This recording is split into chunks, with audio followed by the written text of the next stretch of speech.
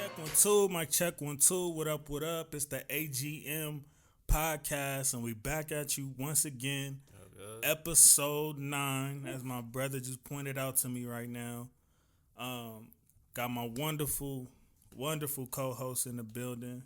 My guy Dorian, aka Huso. Appreciate that. I go by the name of JC. Our lovely Queen Yana isn't here with us today. She here in spirit. She wasn't feeling too well, so we decided to just push through, man. We gonna do our best, but we wish we had her here to come talk her spit. But she'll be back soon. You know what I'm saying? First Lady will be back. Got my little bro Bug behind the camera lens. And shout out, let's get these birthday shout outs out the way, cause it's crazy. I ain't even realize I've been working with these niggas and didn't even realize like these correlations. So this nigga had a birthday. June 22nd. Or who was first? One of y'all was first. Whatever. Him and Yana is like back to back. I think her birthday on the 23rd, if I'm not mistaken. Okay. And then this nigga Dre birthday is actually today, so happy birthday, my brother. Yeah, shout out to the bro. Happy birthday, brother. Hope to have you back soon as well.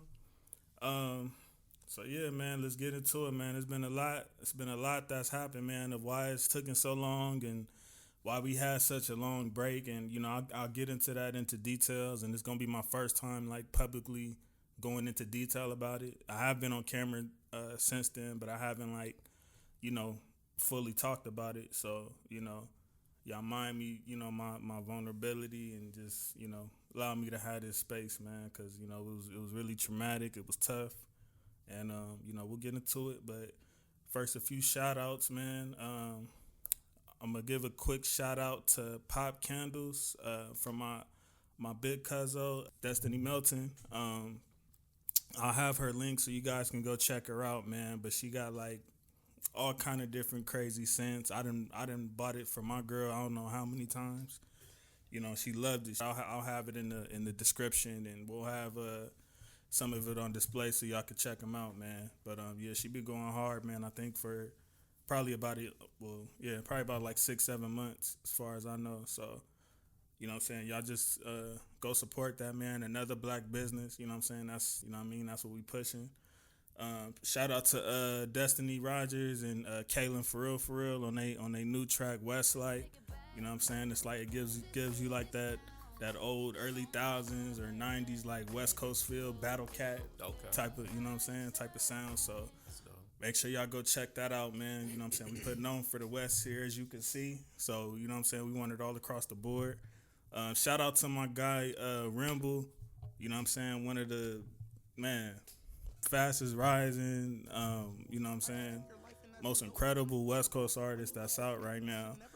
Like, if we could redo that decade review when we was talking about like who we think is gonna take over or be vital in the next 10 years, bro. Like, I would put his name in if I knew about him at that time. So I found out about him. Like, I showed you some stuff already. No. I'm right now. Oh yeah. Like probably I think literally, bro. Probably like a month after that, or a month before that episode, I had just started. Like, I think I had only heard one song at the time, but like now that I'm like fully, hearing him, like, yeah, he coming. Okay. He coming, and he from San Pedro, but so all one the same, man. It's all from the city, Southern Cali. But yeah, man, let's start with this, man. How you feeling? Outside is back open. Yeah, nah. Shit, ain't nothing really changed for me too much. I've been traveling, been going to different places. Right. Just I'm still. What's your reaction seeing everybody else? Like, I guess finally have an open outside.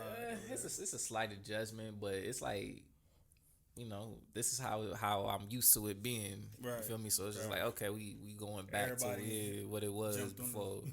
Just the traffic. That's the only thing I can't stand is the traffic. Traffic is traumatizing. Yeah, because even people that was working from home, they back in the offices now. Right. Yeah. So it's interesting. It's interesting just to see it all kind of get back in the shape. Because at one time it was just like, damn, is this the new way of life? Right. Like, this is what it's going to be.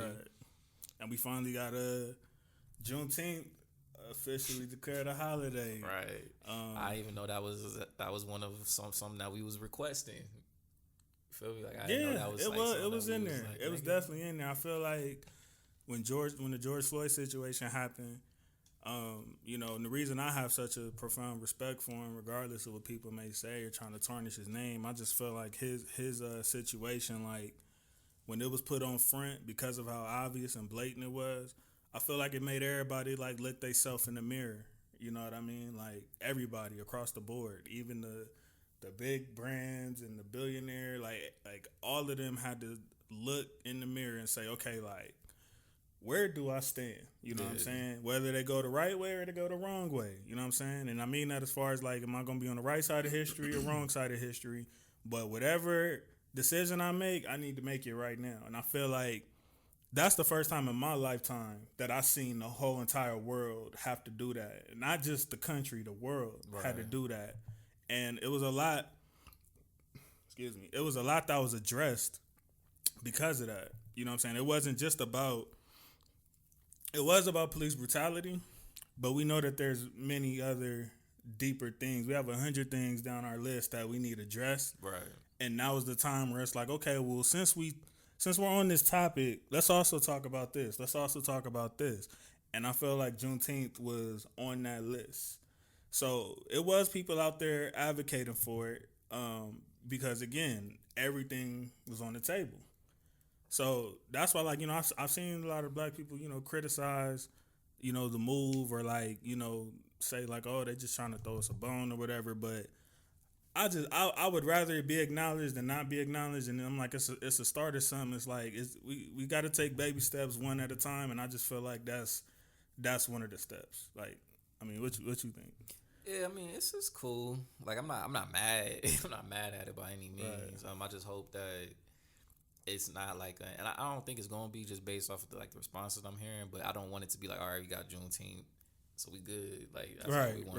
Right. So yeah, it's Juneteenth. Boom, then let's build on top of that, and you know, keep on building. So, but, and I'm ignorant on this point right now, but it's like an actual federal holiday, like. Mm-hmm. Banks closed. Right. You know, we can get off of work or get time and a half or whatever. For PTO, yeah. Okay, cool. Yeah. Oh yeah, that's what's up. Yeah. Yeah, because the day, I think the day that they actually declared it, I mean, I think it was on the weekend, but like the day before it was like a Friday, and you know, my girl's son, they had got like school off that day or something like that. Okay, so, gotcha. Yeah, so it seems like that's the direction it's going to be. All right, for sure. Shout out Joe Biden and Kamala Harris. Nah. I ain't say all that now. Shout out the people that was fighting. Shout out the people that was out there with the boys. Shout out to the people who have been dedicating their lives to Juneteenth even far before the George Floyd thing became a thing. You know what I'm saying? Because I've heard about this for years. I got posts on my Instagram a few years ago where I was saying, like, this needs to be our 4th of July. So I know there's people who probably was actually in the trenches with that, really fighting for that. Yeah. So shout out to them people. Yeah. And Lamert was cracking. Why you didn't tell me, nigga? Damn, I think I had just got home at the time. I can't tell. Yeah, no. It was cracking, like, yeah. Well, all right, so let's get into it, man. We're going to talk about what took us so long to get back in front of these cameras, get back on this microphone. So I'll try to make it as short as possible, though. You know what I'm saying? I ain't going to talk y'all ear off the whole show about it. But so I was basically celebrating my anniversary with my girl. We was in Vegas, and we, you know, we had different activities we were doing.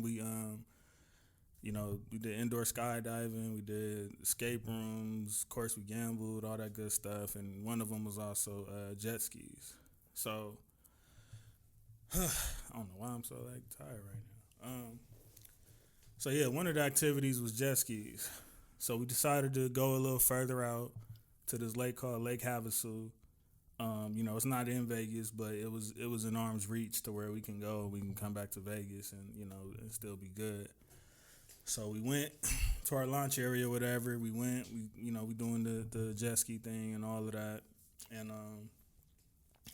we end up we having a ball. You know what I'm saying? I'm all in the water. I'm going to the middle. I'm doing all kind of crazy. Sometimes I think they said at one point I was going like 40 some an hour and all that. Like, was having a good time or whatever. So, at one point, I ended up. So I guess like when you're on a jet ski, they tell you like when you're turning, I guess you're supposed to like speed into the turn. And for whatever reason at that moment, I decided to try to slow down and kind of like ease into the turn. And for me doing that awkwardly, I end up, falling into the water. So, as I fall into the water, that wasn't really the issue. The issue was that I had a life jacket on that wasn't on correctly. All right. So where was I when I fell off, right? Yeah. So I fall off the jet ski. My life jacket ain't on right. And so it's like floating over my head. So it's like as I'm trying to obviously my first mode as soon as I fall in the water is like just panic. Like, okay, like let me get back to the jet ski. Let me get back to this jet ski. But, obviously that's the worst thing you can do is panic, when you're in the water. So I'm not like really getting no real traction. I'm just fighting. So I'm exhausting my body already. And then I do think for a second, like, you know what, you're supposed to relax in these situations and be calm. So I calm down and I just start, doing what I know how. I start swimming towards my jet ski. For all the people who keep asking, like, oh, he can't swim, like I was swimming. Like I was swimming back to my jet ski, but the problem was my life jacket starts pushing me back from getting to my jet ski. So then I panic again now because it's like, oh my gosh, like now I can't even get to my spit. And then, when you in the water and you was just driving around somewhere, it's like, the waves is, what I'm saying, is pushing the jet ski around even though the key is not on there. So now my jet ski getting away from me and now I'm like in this huge lake. If anybody ain't never seen Lake Havasu, please look it up. Like it's like damn near like an ocean. Like, and then I'm under the water at one point to where I can like not see the floor. So it's like any negative connotation I could think of at the time just ran through my mind. To the point to where it's like, okay, this jet ski getting away from me. This life jacket is over my head. It's like only thing I have to depend on right now. I just gotta hope God makes a way. But at one point throughout that, like because I'm in the water struggling and I'm swallowing water and I'm fighting and going back and forth, there was literally a point where I remember just turning around in the water and just looking up and just thinking like damn, this is it right here. Like this is literally it. I was like, damn, like this is how I'm gonna go out. And it wasn't even about me. It was about like I'm thinking about all the people that would be impacted by it, all the people whose lives I touch, all the people who I'm that are close to me, the people that I have positive impacts on. I'm just literally thinking about everything. I'm thinking about how much more I have to give. How many people I still want to touch, how many people I still want to just feel my love, for whatever reason. You know what I'm saying? Because that's just how I am. So I'm like still thinking about everybody else at the moment, and everything else at the moment while I'm fighting for my life. And then my girl, she finally comes back around because she just sees me. She sees the jet ski but doesn't see me on it. So she finally comes back around. This is probably like 2-3 minutes of me already in the water fighting or whatever. So she comes back. Obviously, I start yelling at her like, like come help. You know what I'm saying? Like help, like bring your jet ski over. Because the first thing she do, because she immediately just starts panicking. You know what I'm saying? So her first thought was, let me pull my phone out and call 911. She told me this later. Like she was trying to call like 911 or trying to call somebody. But at the same time, I'm like, man, F that phone. Like, come bring that jet ski over here. Like, F all of that. Like, you ain't got time to call nobody. So then she follows instructions. She tries to pull the jet ski around. She tries to get it for me so I can like, because what they told us before we got on was like we can grab the back. So that's what I was attempting to do. But she brought something up later. Like we were struggling on getting on the back part. Even when we were like on level ground. So we thought about it later. Like, how would they expect us? Like, if we in a situation like that it was just gonna be that easy for us to just grab it and get on. So obviously we were struggling with that, and once we realized I couldn't touch it, she just like threw her arm out. You know what I'm saying? Threw her arm at me, like, man, grab my arm, and you know, I thought about grabbing her arm, but at the same time, it was like I felt like that wasn't my best bet because I know I'm a heavyset dude, so I'm like, if I grab her, it's a possibility she probably just gonna fall in here with me, or I'm gonna flip her jet ski over, or whatever, and that ain't gonna help nobody if we both just in here struggling. You know what I'm saying? At least I got a fighting chance if she's on some type of level ground. So at this point, I think is when she starts to calm down and actually like get more poised, and she ends up at this point I think I blacked out. That was when I lost my consciousness. I was fighting too long and my body gave out on me, and from what we speculate, we figured like my body was probably shutting down, like I was probably dying at that point. So I start having the situation when I'm just out of it, and then she ends up I guess she ends up seeing a boat from like a distance. So she like, waves at the boat like, hey, like, I need help. But they're so far away, they can't just hear her saying that. So they assume that she's just waving, and they start like waving back. And this is what she's telling me, because like, like I said, I'm out of it at this point. So she said they just start waving back. But she said somebody that was on that boat ends up saying like, nah, like I don't think she's waving saying hi. Like I think she needs help. We don't know what, but we think she needs help. All right, shout out to them. Yeah, big shout out. Yeah, I got their names and all that. Big shout out to them. So she ends up flagging them down. They end up saying like, nah, turn around. We gonna go see what she want. Which they didn't have to do. You know what I'm saying? They could have easily just kept pushing and been like, oh, well, I think she's saying hi, or if she do need help, it don't look like it's that serious. Like she'll be all right. Because they don't see me. You know what I'm saying? They just see her. I'm in the water. Whatever is happening at that moment, I couldn't even tell you. So they end up coming back, and then she starts yelling. I'm like, my man needs help. My man needs help. So she said two of them jumped straight out, straight off the boat, came and got me, and next thing I know, I was waking up on the back of her jet ski, because they was both holding me. Now I wasn't like on it securely. So there was still some fight, because I'm like, I'm a little more heavy set than dude that's holding me. And then, the other dude, I don't remember through everything that happened, like I said, but I just know I heard dude saying like, I was a little heavy, and I'm on the back of the jet ski. I'm not on the boat yet. So then the people from the boat, I guess, ended up telling them like, no, like bring him over here. So they end up getting me to the boat somehow. Like I still don't know, like, but they end up getting me over there somehow. And I remember them telling me like they needed me to help like lift my leg.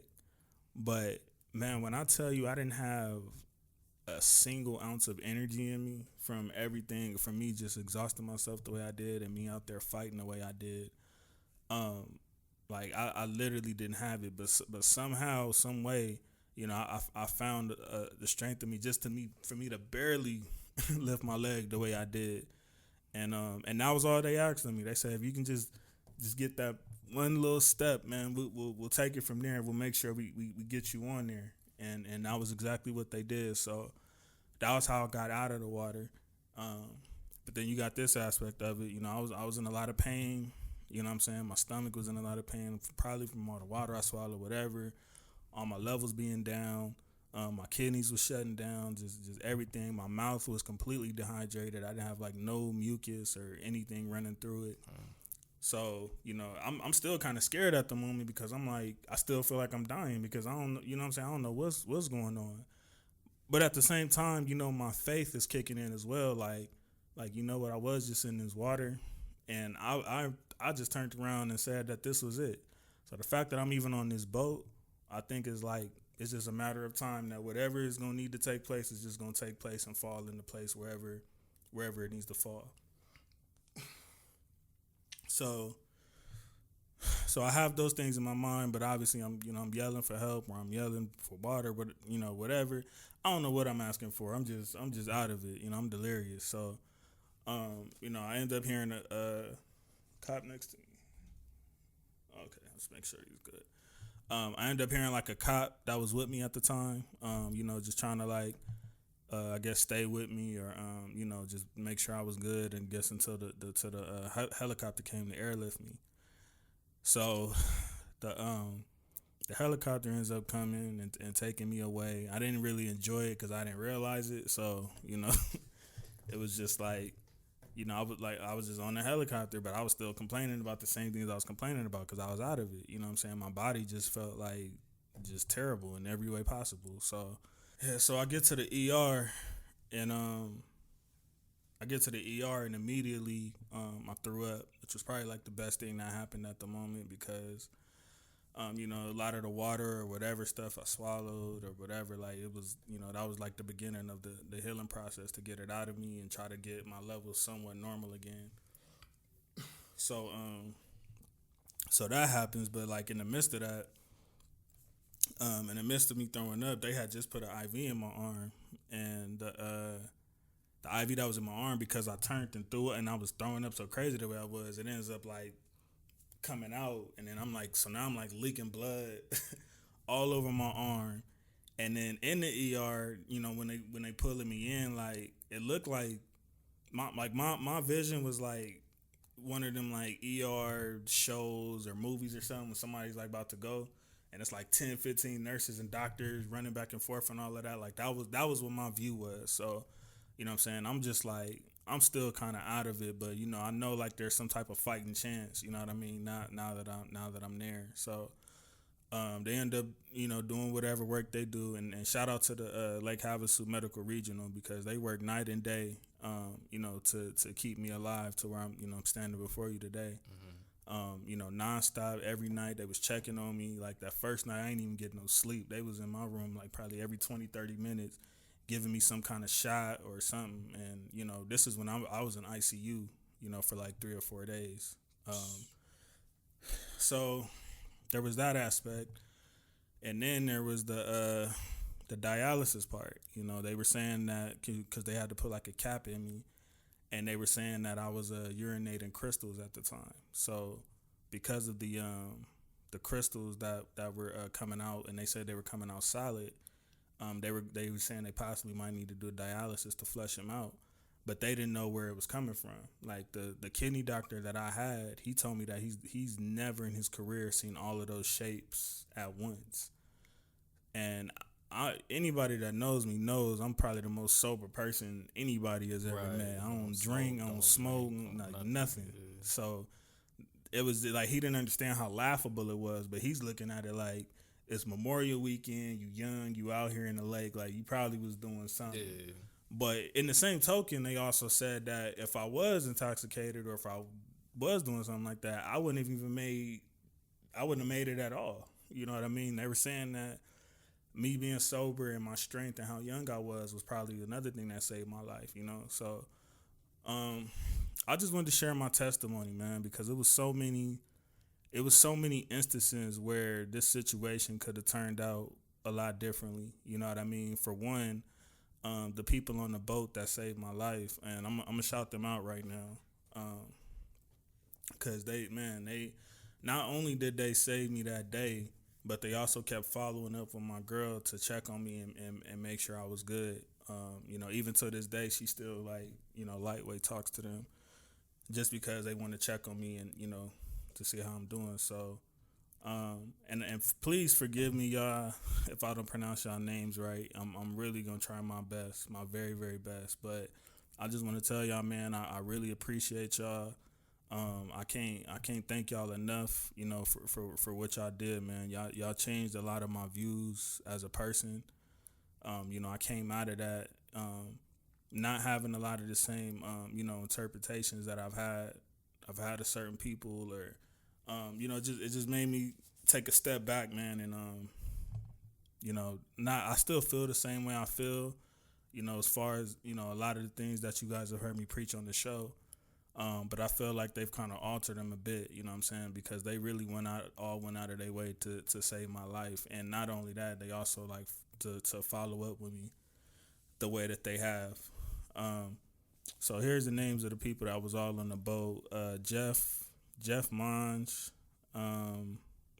Shane Sanford, Patrick Quirk, Jake Castle, Justin DiCaprio, Cody Gooch,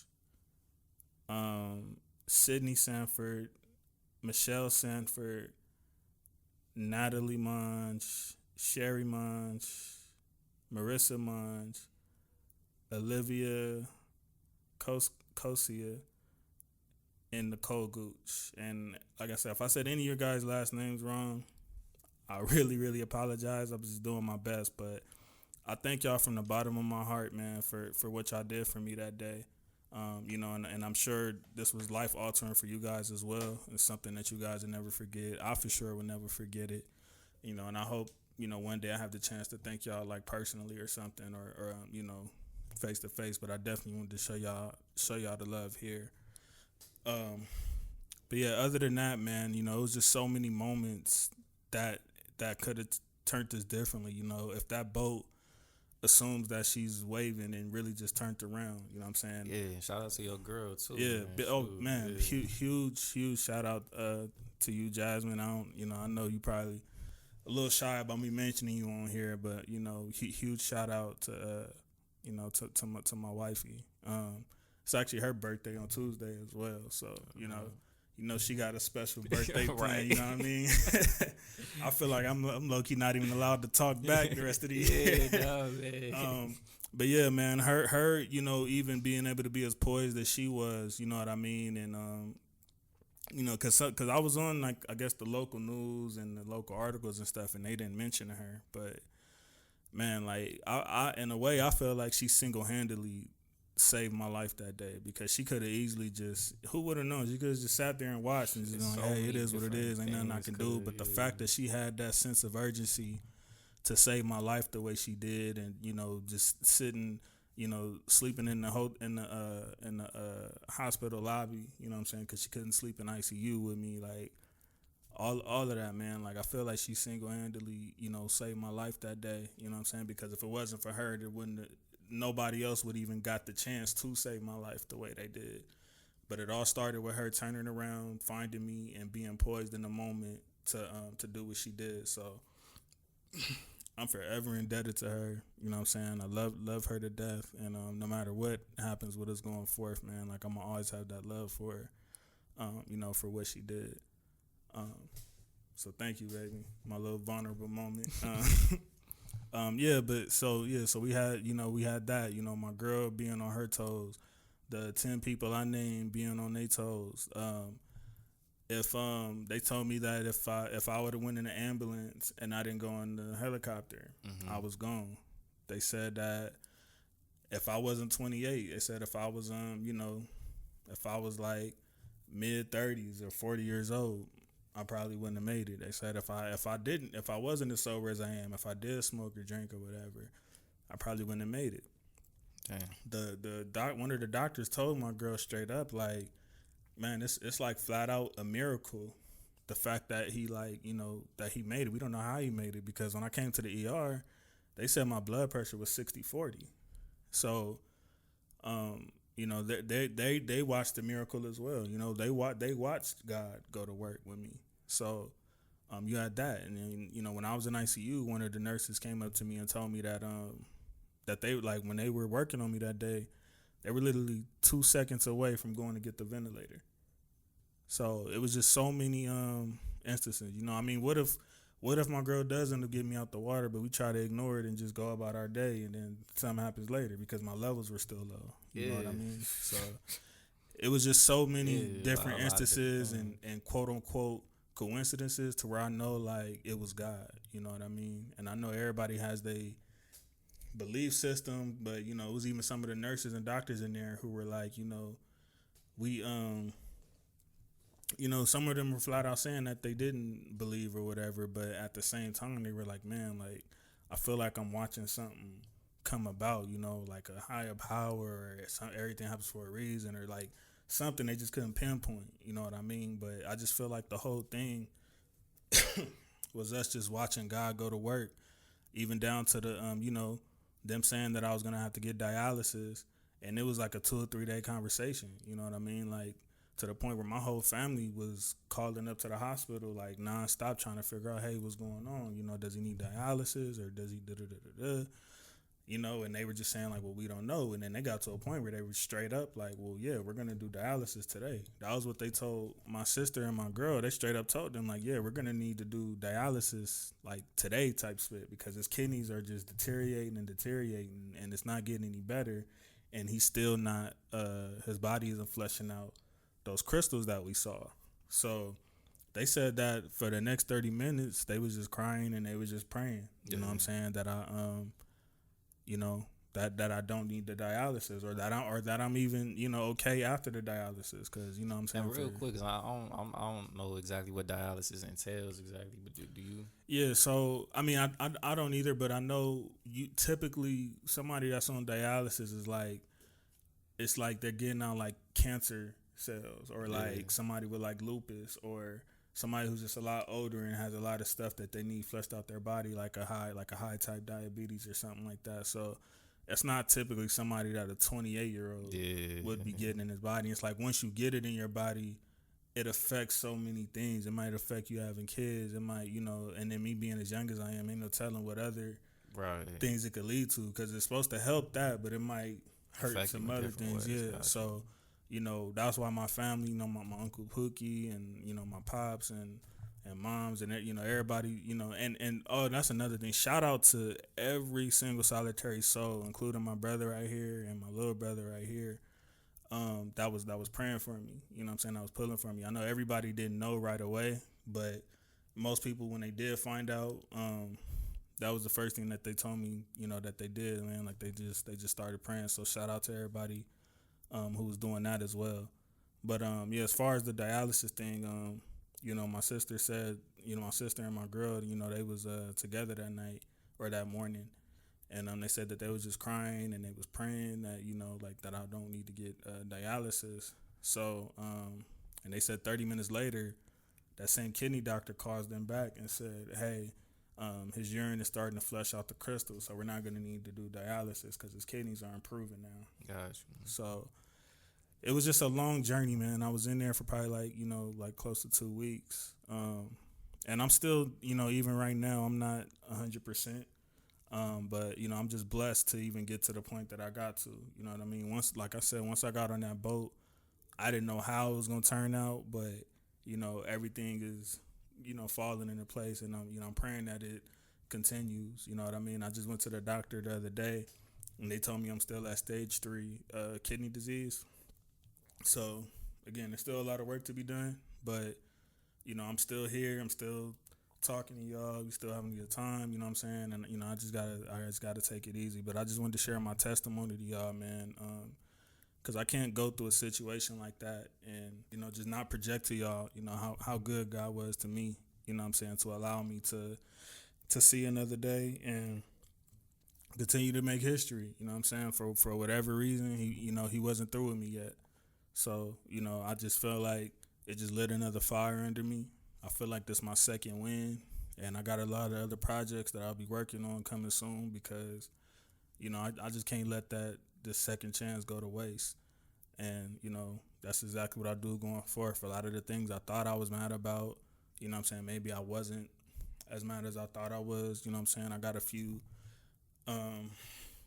healed relationships, you know, that came from this situation, you know. And, you know, in some ways, you know, I'm still waiting on my heart to be touched in certain ways for certain things, but, you know, I'm just thankful that, you know, I got to the point that I'm at. And, you know, I hope y'all excuse me, you know, this is like something that's really, really hard for me to talk about, you know what I'm saying? This is a part of the reason why it took us so long to get to a point to where we're filming right now, because I had to get over the mental aspect as well as the physical part of it, you know what I'm saying? Like I was having little episodes to where I was just having like quick flashbacks of me in the water fighting, and, you know, I'm probably still going to deal with some of that going forth because it was traumatic, you know. It was traumatic for me.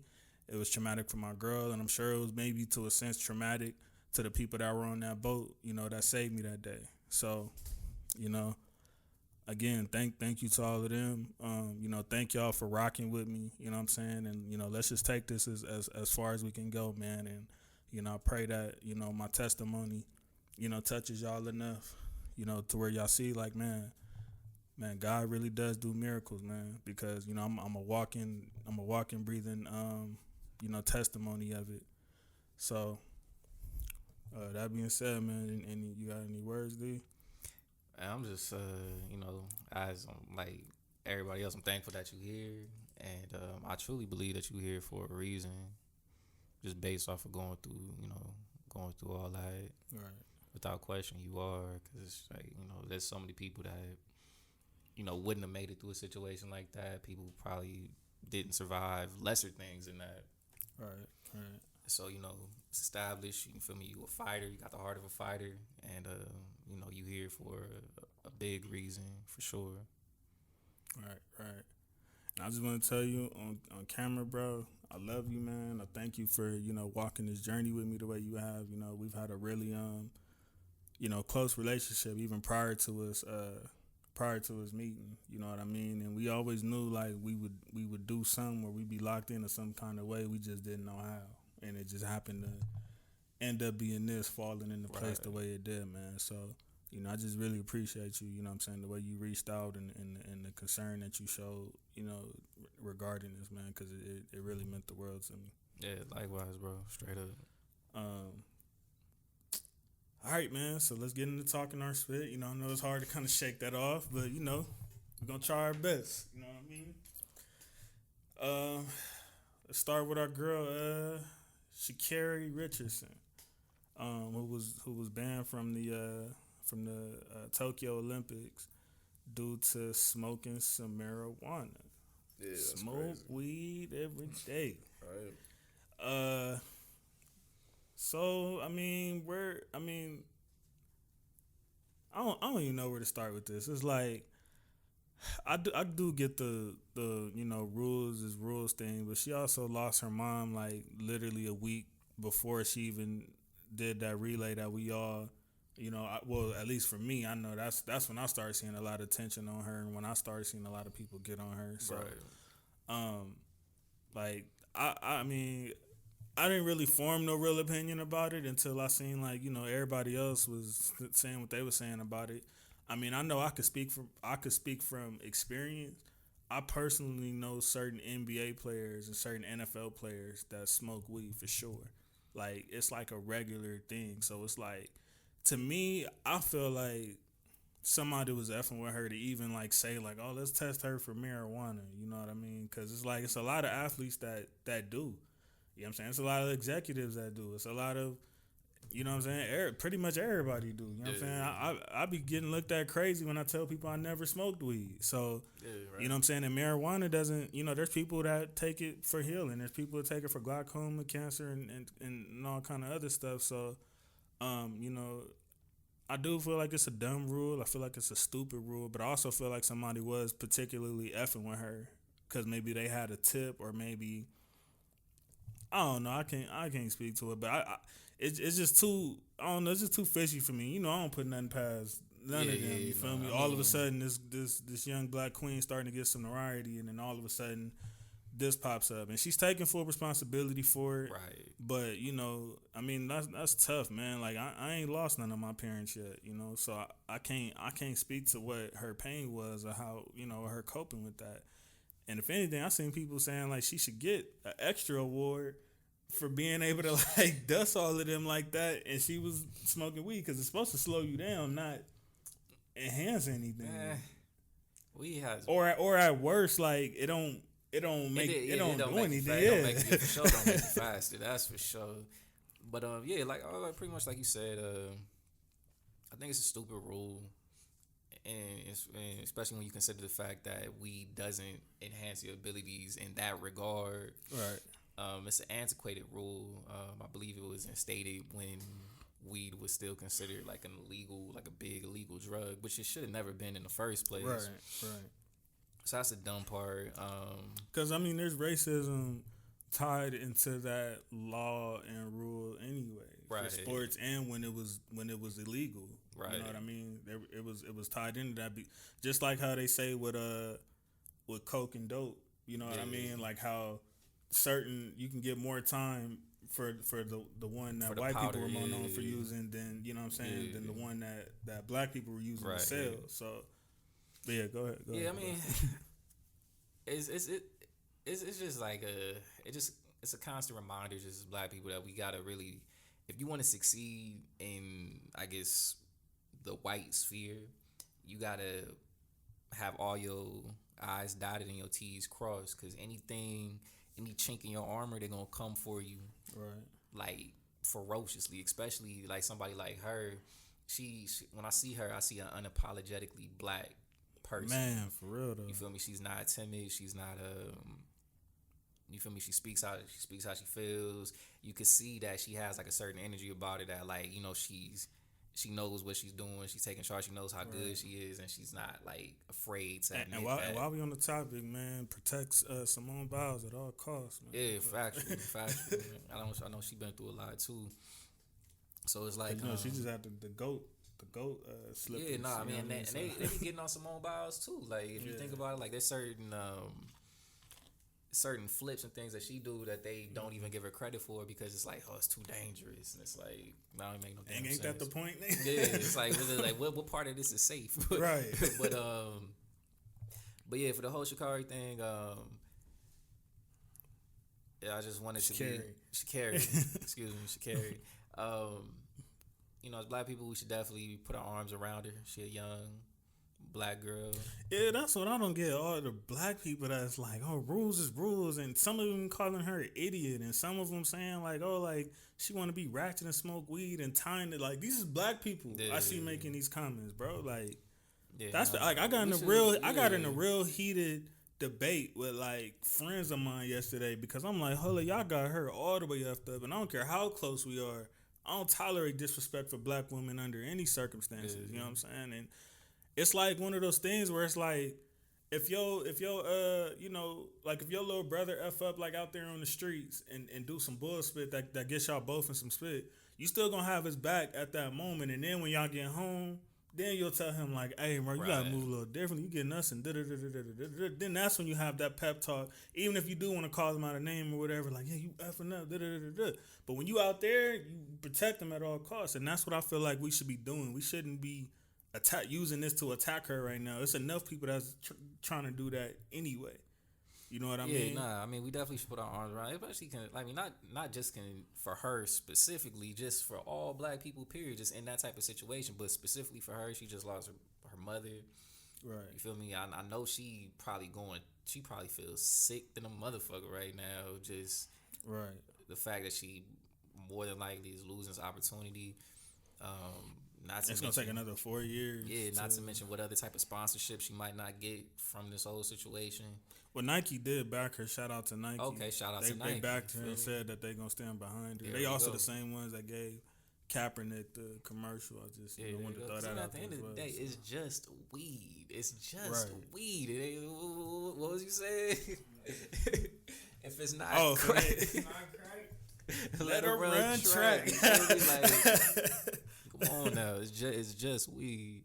Yeah, and I don't even understand how that's still a thing in 2021. I know they say Americans are delusional at the fact that like we think the rest of the world is America. You know what I'm saying? So I get that part too. Like other countries, it's illegal, but I mean, I don't give them the benefit of the doubt. They also said before all of this even got cracking, they don't want to see no fists in the air. They don't want to see no BLM. So they was already showing what type of time they was on before we even got cracking. And then they got the other rule, I guess, where they said black women can't wear the swimming thing on their head. So, I mean, yeah, in the normal circumstance, you'd be like, okay, yeah, rules is rules. But it's like, nah, these niggas don't get benefit of the doubt. We know what they I got to get the ladies' names, but there's like certain black African runners that can't compete because even though they're naturally women, their testosterone levels are too high. And so, what? Yeah.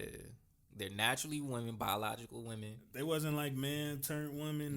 Because I heard that there was transgender. Yeah, there's for sure a man competing in the weightlifting category for sure. Well, a trans woman. Oh, so they are allowing some of them. Yeah, no, they're for sure that, but they're for sure not allowing like women who were born females, born women.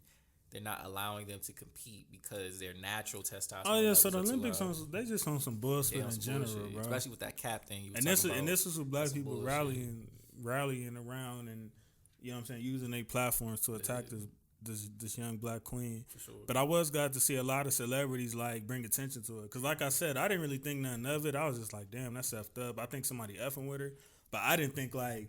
I feel like this is giving her even more buzz going forth. You know what I mean? She's gonna be even more easy to market. Yeah, I mean, I hope it doesn't derail her overall track career, because you know she's getting compared to like Flo. And another thing somebody pointed out, by the time the next Olympics come around, she's gonna be like 20, 24, 25 or something like that. So it's still like, damn, it's gonna be her and the other Jamaican sister. That was gonna be interesting. Yeah, that's what a lot of people was talking about. But yeah, we love you over here, Sha'Carri. You know what I'm saying? Keep your head high. You know what I'm saying? She took full responsibility, but you know. Shout out to her. And it's just on a broader note, man, just be careful. Right. Just be careful. Right. Man, it's a cold thing to transition to, ain't it? Bill Cosby. All right. Brother Bill Cosby. How's him and Bill Cosby supposed to help me? They they freed what did they call him? America's Dad back in the day? America's Dad, yeah. As they should have. They should have freed Bill Cosby. He had no business being in jail to begin with. So what's your take?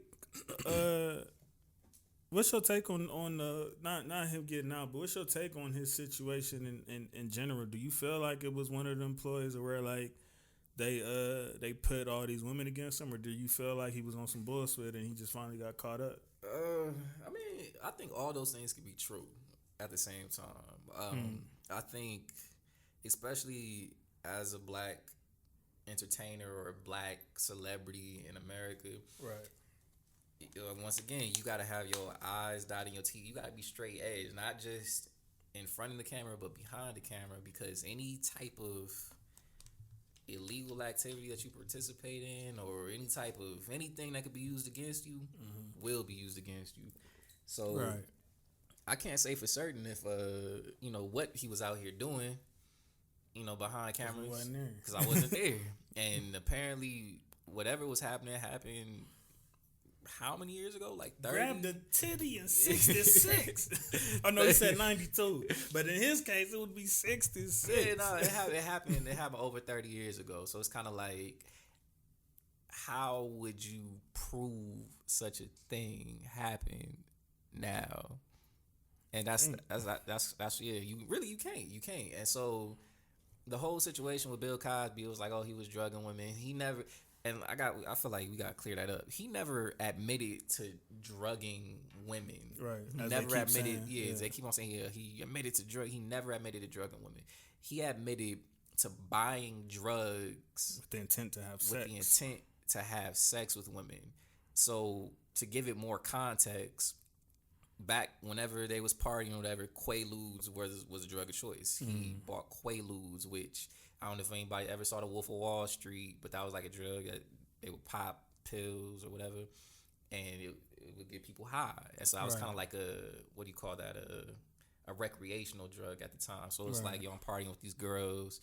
It's like, what y'all into? You want to take some Quaaludes? You want woo? All right, here, take this. All right, then we gonna go have sex. He got a terrible lawyer for letting him answer that question. A terrible lawyer, terrible. I see a terrible lawyer, and I know that opens up the whole debate of like, oh, you know. You getting somebody under the influence of something with the intent to have sex, but they can't give you consent with that. Right, and that's a debate. But which I would know. I don't really know that drug. I ain't. The way I look at it, I couldn't say. If I'm with somebody and they say, "Hey, you want to take this," and I already know what kind of type of time we on and whatever, it's like I have to take responsibility for myself as an adult. Right. For whatever happens. Wait, which one you talking about? The girl or you, the one that gave it to her? I'm talking about the girl. I'm talking about everybody. I feel like that can go both ways. I'm talking about everybody involved. Yeah, because I feel like if you give a woman something that, quote unquote by law, she can't give consent to, and then she goes and cries rape later, it's like you knew that when you gave it to her, that was a possibility. Maybe at the time you're not thinking in that mode, but you knew that was a possibility when you gave somebody something like that. This is the way I look at it. I always bring it back to like the drinking and driving like argument, which is if you drink and get drunk and then decide to go operate a vehicle, that is your fault. We can't blame, let's say you was at a bar, we can't blame the bartender for getting you drunk. I disagree with that analogy. Okay. Because I think where I was going to go was, for our era, you could say like alcohol.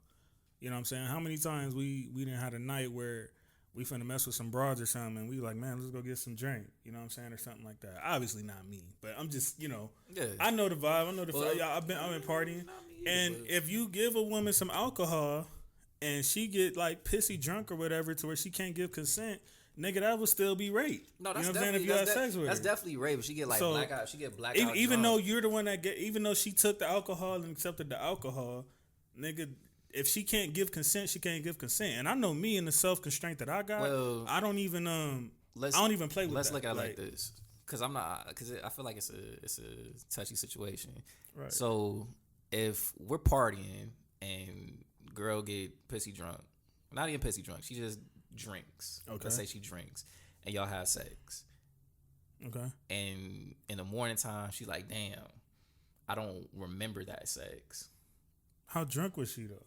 If she's so drunk that she didn't remember, then. But is that rape on a man's part? If he was drinking as well. Now I get it. If I'm buying drugs and everything, or buying alcohol with the intent, like, yeah, I'm gonna fuck this girl, like I'm gonna get her drunk, I'm gonna keep on giving her drinks until I see it, then yeah, that's rape. That's rape, in my opinion. But niggas do buy alcohol, hoping that the girl get more loose. You know what I'm saying? Now, there's some women who like that kind of shit. They do want to be drunk. They do want the drunk sex and all of that. And you're right. It is a touchy, fine line type of subject. But I feel like the nigga got to have self-control as well, as far as like, again, just because she took whatever it is you gave her, you got to have the common sense to be able to tell how drunk or not she is. I've had times where I was getting ready to have sex with certain women who was drunk. Obviously, I wasn't. I'm always sober. Yeah. But I could tell that, like, even and this was somebody I had sex with before, but I still didn't know her like that because it was only once. And at that moment, I didn't have sex with her because I felt like, I don't know, it's just like, because she was like trying to argue with me about some weird shit, and it was just like, and she was getting naked and all of that, but it was just like, it just felt weird. It didn't feel organic. Yeah, she was so effing drunk to where it didn't feel organic, to where the point where I was like, you know what, I ain't even gonna play with this. I'm out. No, and I ended up having sex with her after that. You know what I'm saying? We had sex in the future, so it probably would have been okay. But it's just like, if you know that there's a possibility of it, just don't do the shit. That's how I feel about it. So I can't really say like, that's why I disagree with you as far as like, she would be responsible for taking. That's how it should be. You feel me? That's how it should be. But it's not. You feel me? I'm trying to be like more, I don't know, day to day realistic with it, because it's like, it's not, you don't drink, but let's say, the dude's drinking and the girls are drinking. Mm-hmm.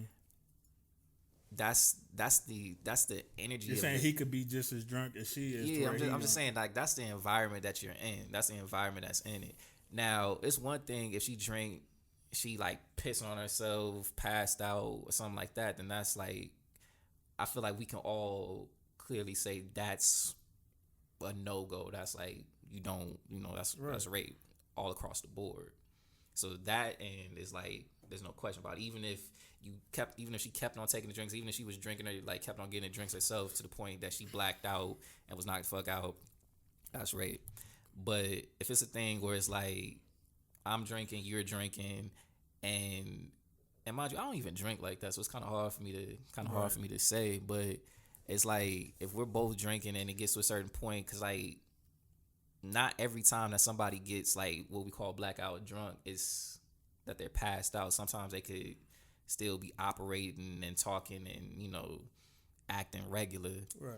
And it's like, it's weird. So my thing is, as an adult, and as a human being that's you know, that you want to be responsible for yourself, you want to be seen as an intelligent person, you have to know that I'm putting myself in a situation. Oh, hey, you know what's crazy? I said that on the last show, and that's what me and Yana ended up arguing about. Yeah. I mean, it's a touchy situation for a lot of women, and I wish she was here so we could talk about that, because I know she would probably have something. Yeah, I was saying that. Yeah, of course, you want to have your prevention to make sure certain things don't happen, but you don't take the magnifying glass off the rapist. Right. You know what I'm saying? That's what I was saying. Now, to your point, I mean, I'm gonna end it with this. Not end it all together. I still got words for Bill, but I'll end it with this. I've been very clear on what I feel as far as that goes. It's really only like two different. It's really only two definitions to me that could be considered rape, and this goes for men and women that are looking into it. If she says no or gives the impression of a no at any point in time, during, after, or during before, that's rape. Point blank, period. Nothing to talk about. If she's intoxicated off of anything to the point to where she can't give consent, that's rape. Point blank, period. I know they got the other laws about deceit and stuff like that. And yeah, there's their rarities, but for the most part, those two things, that's rape. Point blank, period. Nothing else to talk about. And that goes for men and women. Those are the only two things that's rape. So that goes for the women who accuse men of rape and it's not true, and that goes for men who is out here raping women. Because I did see a meme that says something like, it's funny how you hear a lot of women talk about experience of them being raped, but how many times have we heard a dude around that said that they raped somebody?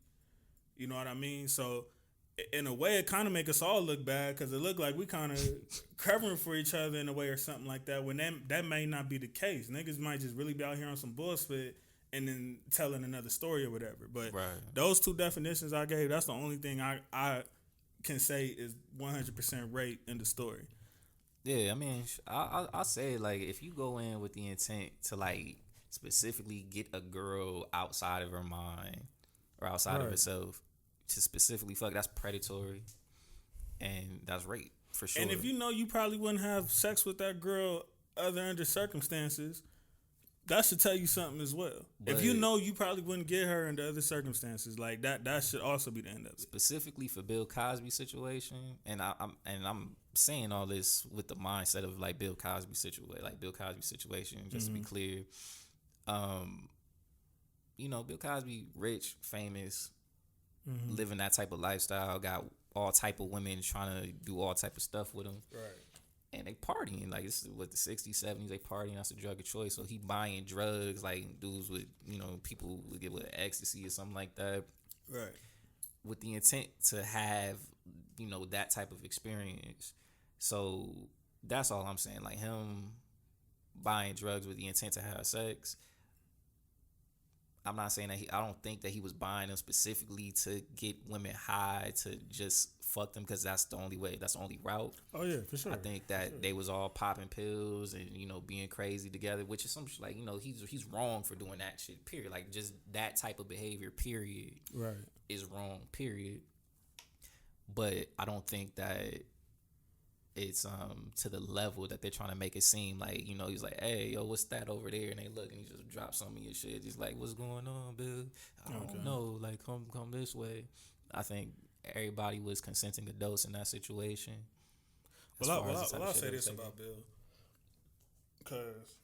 Or at least I'll say, because he might have did it. He might have did some shit. But what I'm saying is there's no proof of that. There's no actual evidence that that's exactly what he was doing. And just him saying that he bought pills to have sex, to get the people that he was having sex with, isn't a full out confession of him saying I was drugging women and having sex with them. Here's where I stand with it. Well, I'm gonna start from where I was when the allegations came out. When it first came out, I was kind of like, I never liked Bill anyway.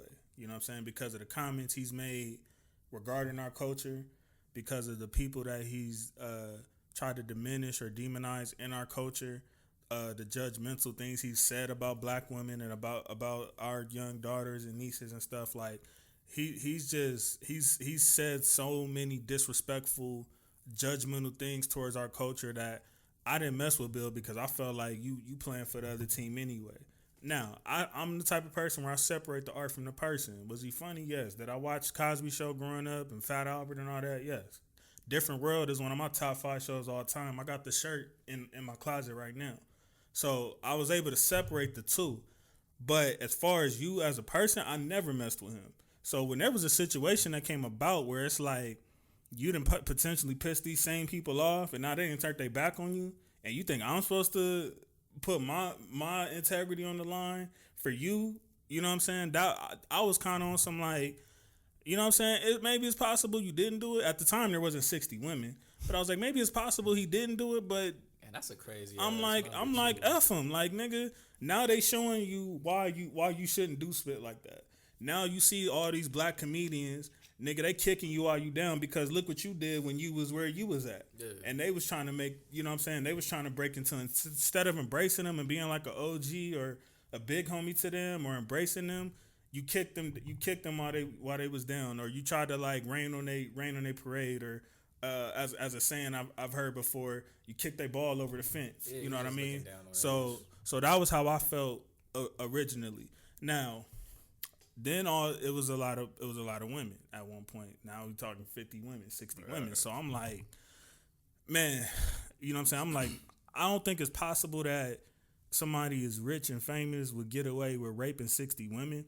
But if he did that or raped even one woman, you still a rapist. Right. Now that's fact. That's all it takes for me. Just takes one. So that's why I just kind of like let that sit where it was at. Now, fast forwarding, you know what I'm saying? That was how I felt. I felt like it was possible that he didn't rape all of them, but nigga, if there was even one situation where you did it, nigga, you still trash. So, and then I feel the way I feel about you anyway, because you was playing for the other side all this time, and it's like now you want us to support. Now you trying to shout out Lil Boozy. Now you trying to shout out Snoop. Like, nigga, where was this at? You got mad at the cussing in comedy. You got mad at you called women. You called booty call a piece of filth or whatever. Like he didn't. He sounded like them. Yeah, like he got comments I could really run down. I can't put them all to memory right now, but we'll definitely talk about this again because once it comes to the show, why I was upset. To me, with the whole Bill Cosby thing, like going off of what you said, like for this to come out, that was probably like the biggest thing. Cause it's like he stood on his high horse and talked down right. On everybody, and look what you doing. And it's like, nigga, you out here, you know, engaging in some filthy activities for sure. And that's what D.L. Hughley was saying. Like, you talking about me cussing, but I don't give women pills and rape them. Like I've you know never, what I mean? I ain't never done no shit like that. You talking about niggas wearing their pants down, but we ain't raped nobody. I've never bought it. And it was like a lot of niggas took that opportunity to like kick Bill while he was down because he did it for so long on his high horse. It's like you what's that saying? You throwing stones from a glass house? Yeah, you know what I mean. All that shit. So now again, fast forward to now, and then letting him out, and it was crazy. Just like literally 4 or 5 days ago, I was watching this interview, where I seen Boozy talking to Vlad about like, how crazy the case was because I guess Bill Cosby had like a really famous lawyer who's worked on other famous cases, and he was saying that this was like the most bizarre, intentional. I'm trying to think if that was Tom Mesereau. Yeah, it might have been. That was like Michael Jackson lawyer. Yeah, him. Yeah, and he was saying that this was the most bizarre, like intentional, like there's some funny business going on case that he's ever dealt with in his life, and dude like 80 something. Yeah. So that right there was like, okay, maybe it was some funny business. And then you got and the fact that it's that many women anyway for somebody like Bill Cosby, it's like, okay, maybe there was some funny business. And then hearing what you just said right now about that was the funny business because it was like they weren't even supposed to be trying him or using that as admissible evidence. Right. But they used that and the judge was on some funny business. Right. So now I'm kind of like, I'm kind of conflicted because I'm like, man, let's say like I am mad about Bill because of how much he, how wrong he talked about us all that time and all of that. Does that mean he deserves to be accused of being a rapist? You know what I'm saying? Well, so I got that side too. And this is if he didn't do any of that. Yeah. So it's like as of right now, it's like, and the fact that they let him out, and they're saying it's a technicality, but the technicality ain't like it was like clear cut proving that he was a rapist. It was a technicality that they charged him on something that, and it's like you said, he wasn't admitting that he raped anybody. Some people are like changing the word for their own narrative, and I notice stuff like that. Even if he is a rapist, like don't lie, right? Because now it makes it seem like you're intentionally doing something out of your way because you know you in the wrong about something. This is the way I look at it, because like you said, when the whole thing started, it was like a few women that became 60, and it became like a really big deal in the media. Like it was a big media storm. Like Bill got like 60 women, 70 women, right. And then like, you know, when you go through and systematically vet each woman, every story a little bit different. Some got proven outright like false. Some women were like just dead, right? Like I just seen recently. My bad, not to cut you off, but I just seen recently. This is another thing that effed me up. A woman that was in blackface regarding the case. I'm like, how the hell did I not see that? Yeah. So what kind of spit is that? So when you go back and kind of like look at it, you see there's a lot of holes, but the damage was already done, because like for it to even accuse a man of like that's on him the rest of his career. That's a stain. Like even if you can prove 100%, 100% that you didn't do anything, that you were, I was like, I don't even know you. Wasn't even in the same building, like you feel me, same state, whatever. Right. It's still a stain. So the damage was already done. When the case happened, or when this trial happened, the evidence, the quote unquote evidence that they were using to show that he was guilty, to argue his guilt, was from a deposition that was from a sealed deposition that happened. I don't remember exactly 2005, when, I think. But the prosecutor over that deposition, you know, they had the agreement that this information was going to be sealed and it couldn't be used against you at a later date. So the judge to allow that, that's an issue. That's a legal issue. And then the jury, it's like we already feel how we feel. Mm-hmm. We've been watching the news for however many months now. So it's like, oh, he had made, like, there's no physical, because like it's been 30 years, so there's no physical evidence. All we can really go off of is this: you bought drugs to have sex, which is wrong. It's wrong to do, but that isn't the same as, you know, I put. And again, terrible lawyer for letting. Yeah, terrible lawyer, but it's not the same exact thing as I'm drugging these women without their knowledge and then raping them. It's different. A different thing. It's for sure a different thing.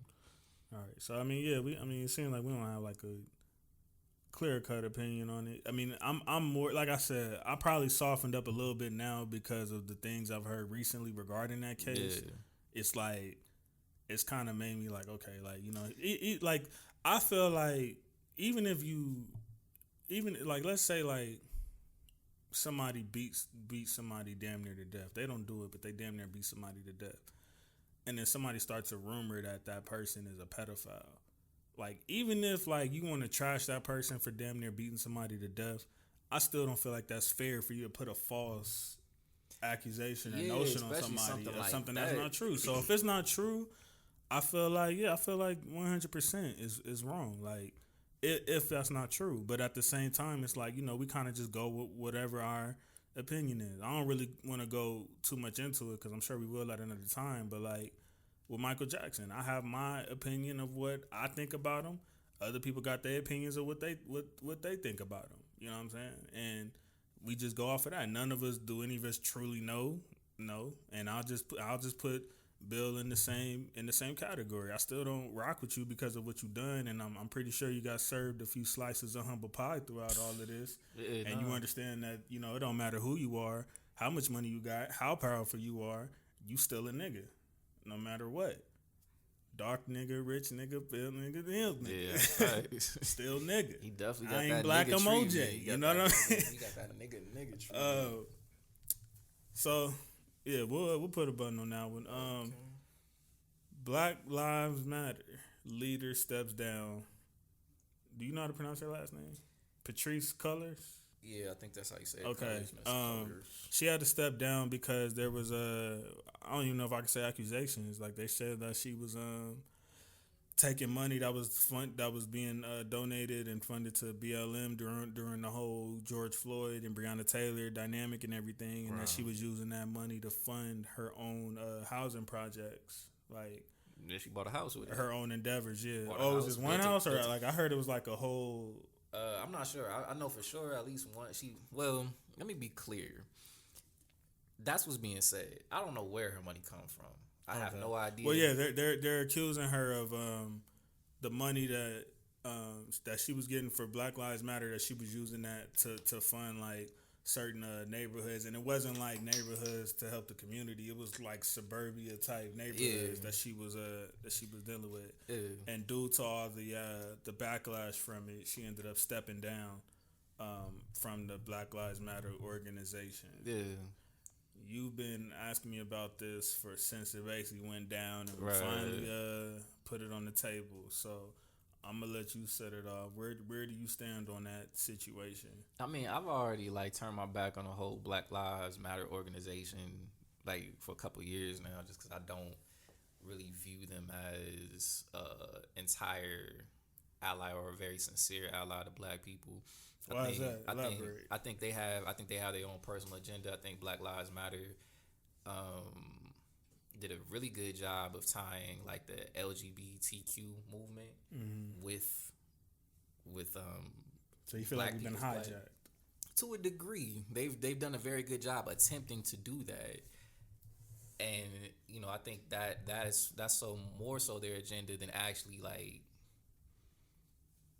you know trying to change legislation to help Black people, trying to put some type of institutions in to help Black people or stop police brutality, anything like that. Okay. I'm just not really. I don't know. I've drawn that conclusion for myself with the whole movement.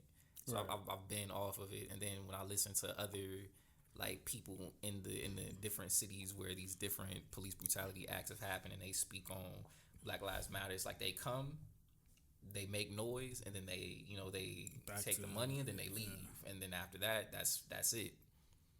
Right. So with the whole Black Lives Matter movement, and then Miss Cullors, I ain't trying to get too much into her personal life, but it's like she's dating Don't tell me she's dating a white dude. A white woman. Oh, that's deep. A white woman. That's deep. So it's like that is deep. Yeah, no, that's deep, bro. Got blue eyes and everything. Oh wow. And like you said, they've kind of tied that into BLM. Yeah. See, my thing with BLM is that I always looked at it. I never looked at it as like an organization.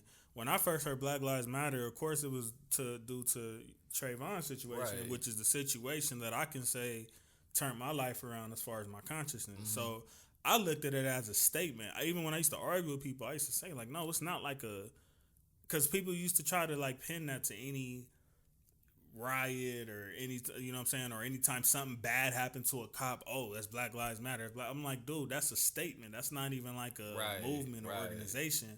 But I guess in time they ended up really like, you know what I'm saying, bringing it as an organization. But I mean, I don't really look at it no differently than like what Pac was talking about when he was saying like, does the money that all these Black celebrities send to these charities like Red Cross and Blue Cross and the Feed the Children Foundation and all of that, it's like I would look at it as it's all in that bubble. It's like, yeah, you can donate all the money you want for your own consciousness, but you know that don't get to where we grew up at, exactly.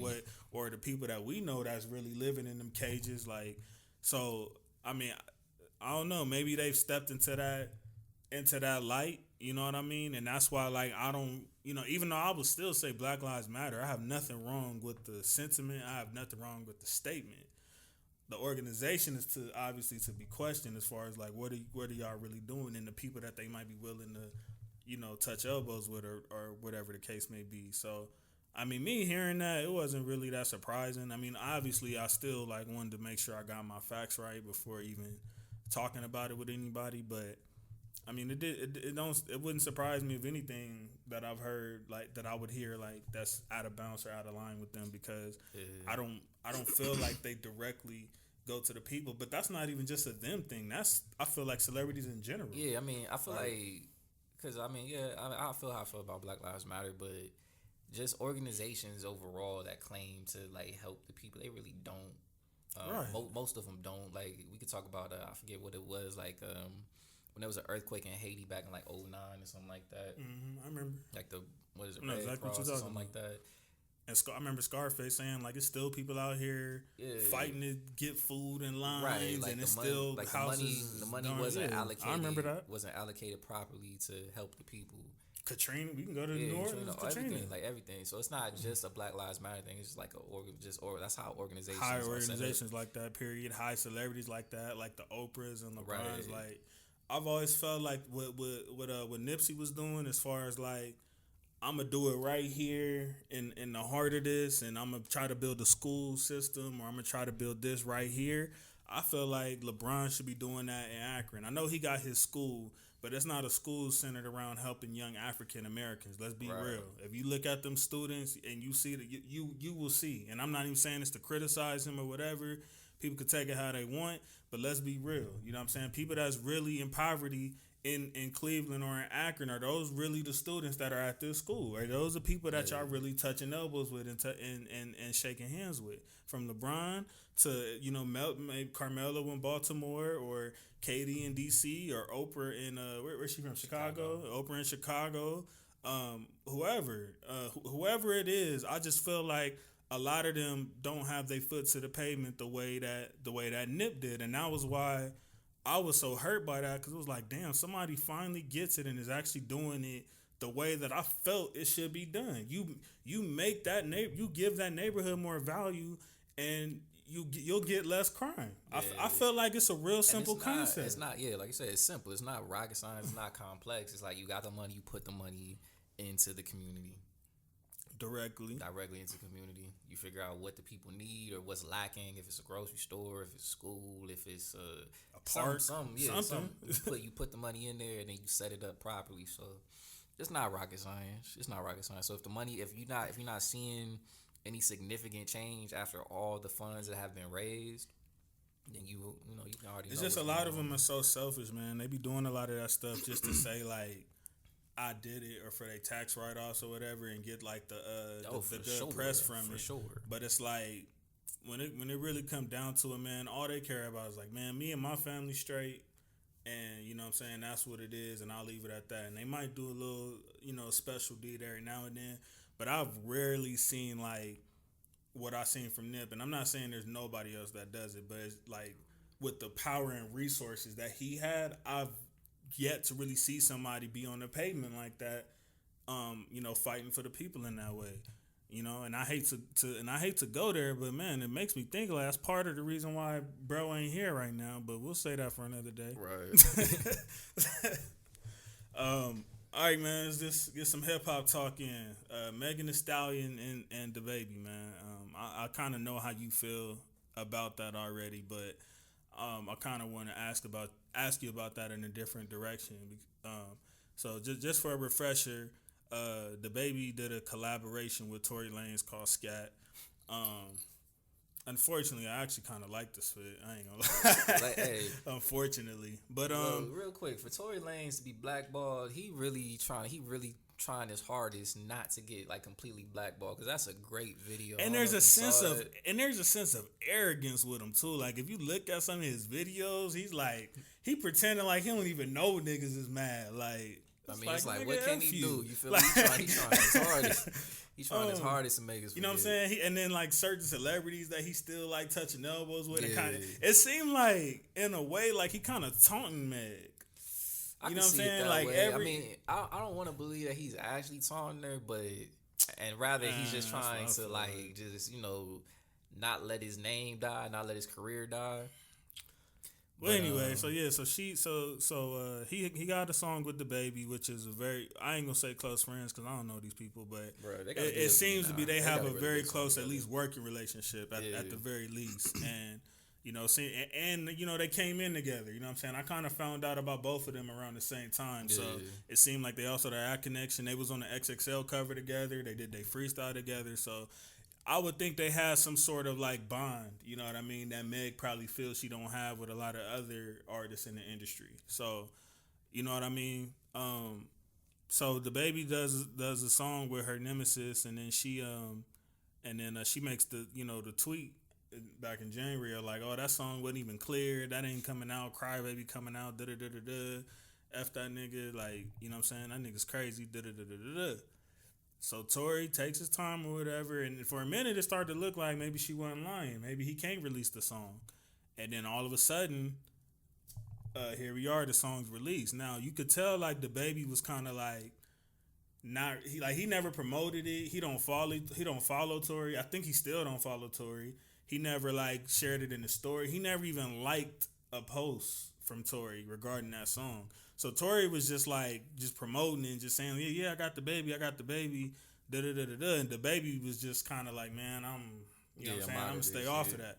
But then all of a sudden, I guess like 3 days after the song was out and it started really getting some real traction, he made a post. I mean, immediately Meg unfollowed this nigga, like immediately.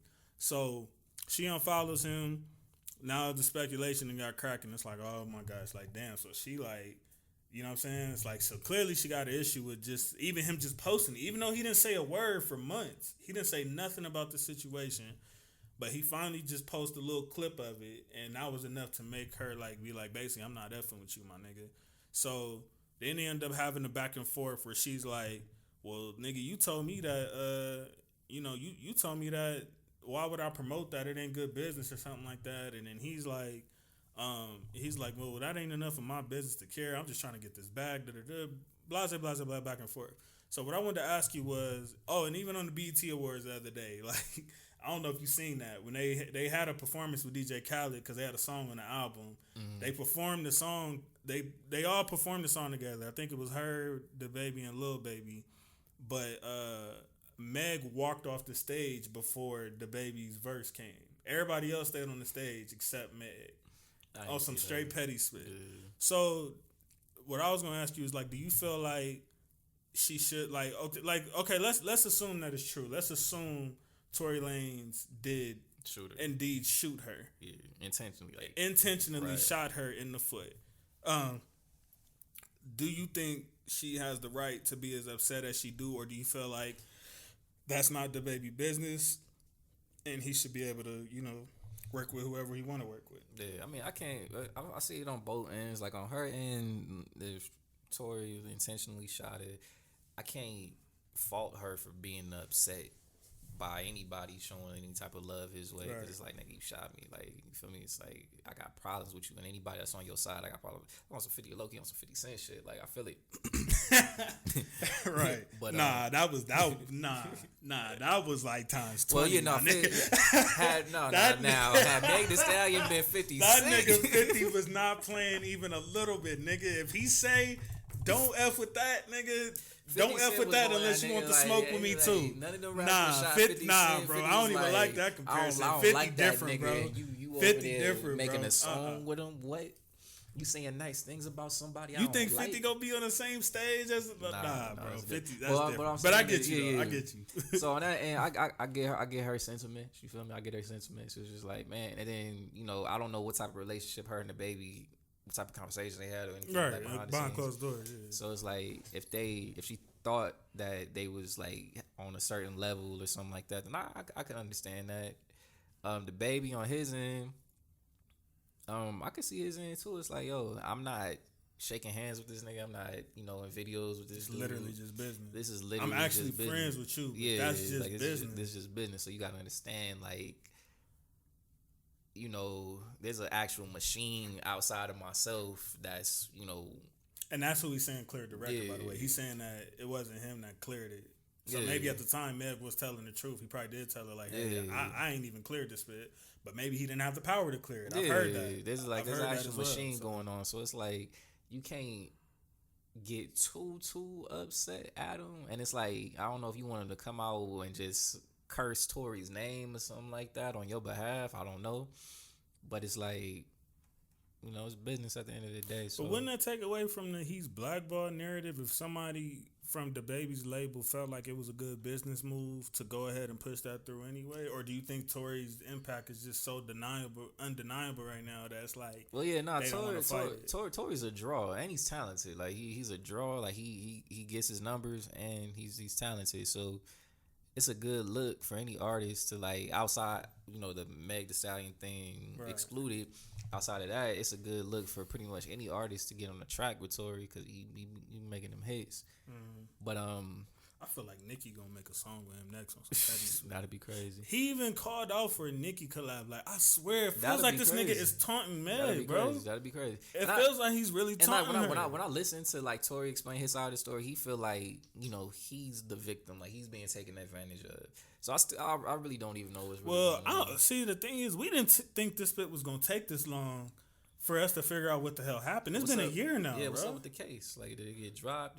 Nah, she said in a tweet the justice is slow. So I guess that's her way of saying, like, we still dealing with it. Okay.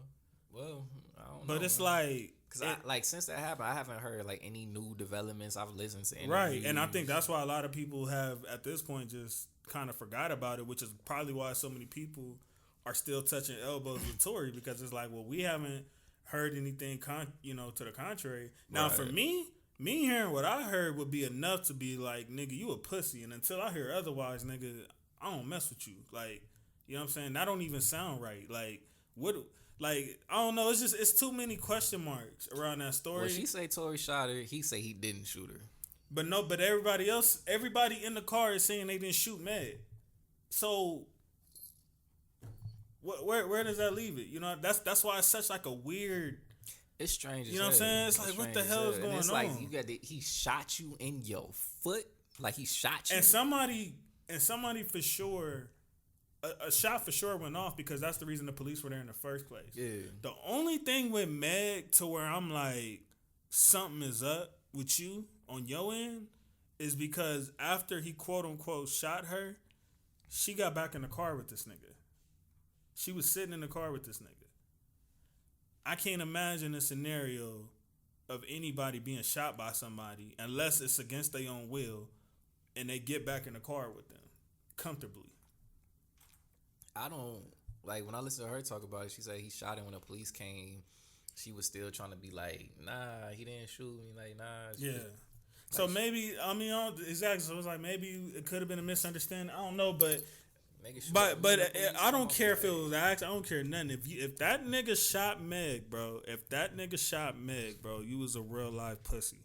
Period. Yeah, factual. To shoot a woman, bro. You should lose all respect. And any nigga that touch elbows with you is pussy as well. Without question.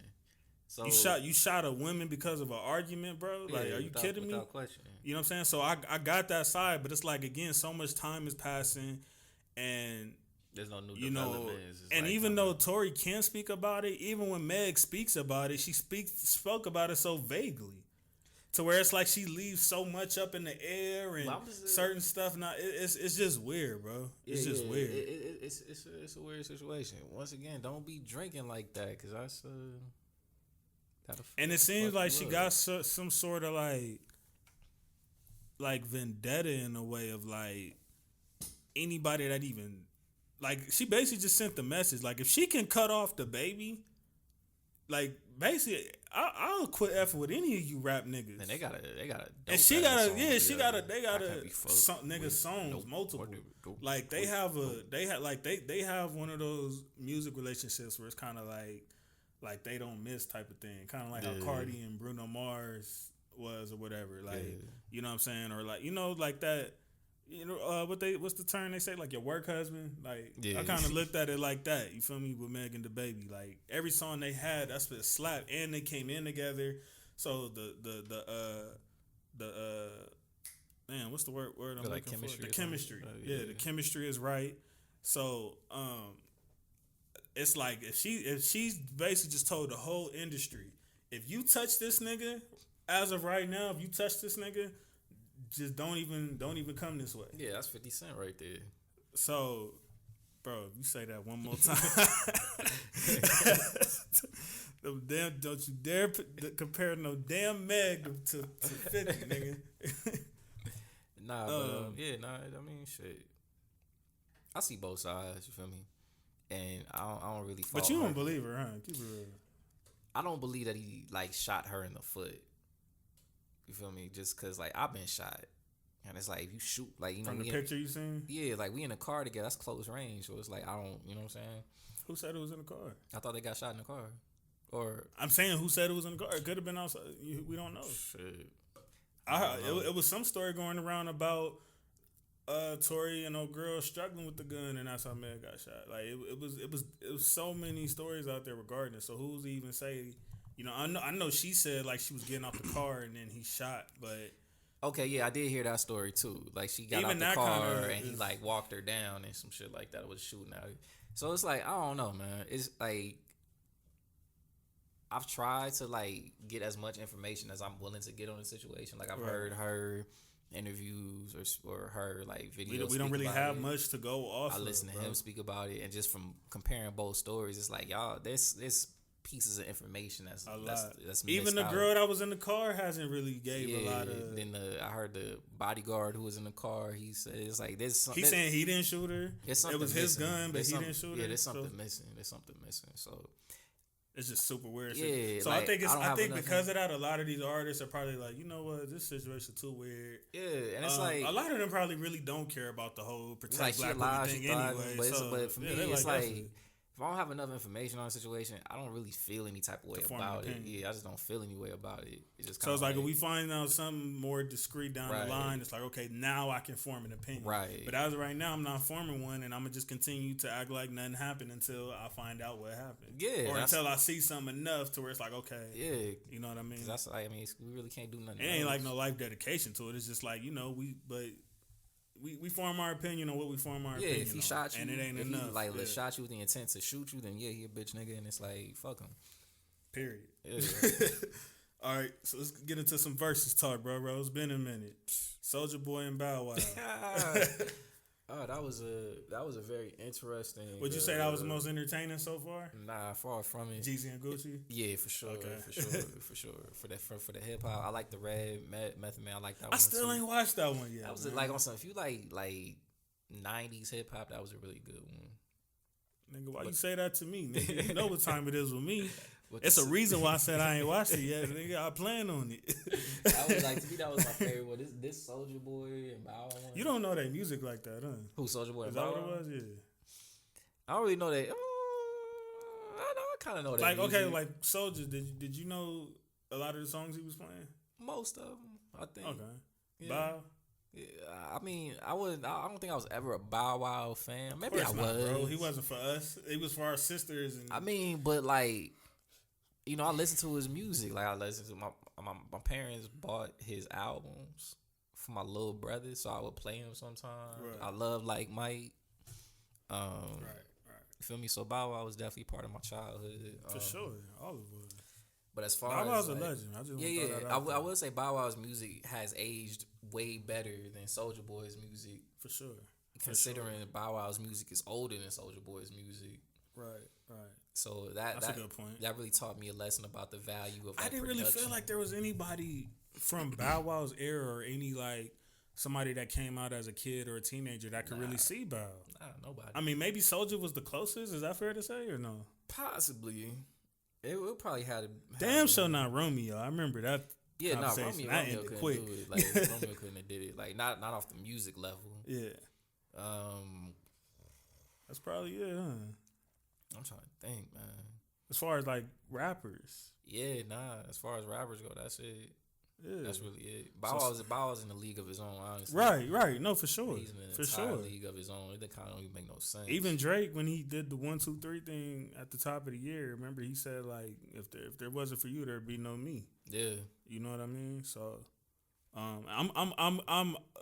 I'm kind of glad that Bow's been getting his flowers lately because it was a lot of like disrespect that I didn't like for a long time going on. Like, you know me, bro. Whether I like you or not, or like your music or not, I want you to get your flowers. Yeah. You know what I'm saying? I don't care who you are. This next person we about to talk about, I want her to get her flowers, and I don't feel like she get it enough. But like Bow, definitely needs his flowers while he can smell them. Because if there, y'all know if something was to happen to him, we all of our generation gonna be talking about how we grew up on him and he was a part of our childhood. Like, no, give him that right now. Let him smell his flowers. Bow was a significant factor for sure, without question. And it showed. Like watching that whole verse, and I'm like, damn, like. Right. You feel me? He was coming. I ain't gonna lie. Some of them songs, even though Bow Wow was for women when I was growing up, it was some of them songs where I was like, damn, like that. I was like, low key my spit. I wasn't supposed to like it, but I kind of did though. I used to love that little Bow Wow. You just don't. Yeah, I didn't realize until last year that was for real. Yeah, you know that F me up. I don't think I realized that shit until like the other day. Man, it was crazy because I remember seeing the video again on some random shit on Facebook, and then I remember hearing that the hook, like, because now you listen to something and I got the knowledge that I got. It's like I hear stuff differently. So when I hear that around represent that around, you could tell, you hear it's like, I know that ain't for real. Yeah, nah, it's real good for doing that type of shit. Just like, that's for real. Like, and then he says something in the song like something like the Neptune sound. Yeah, right.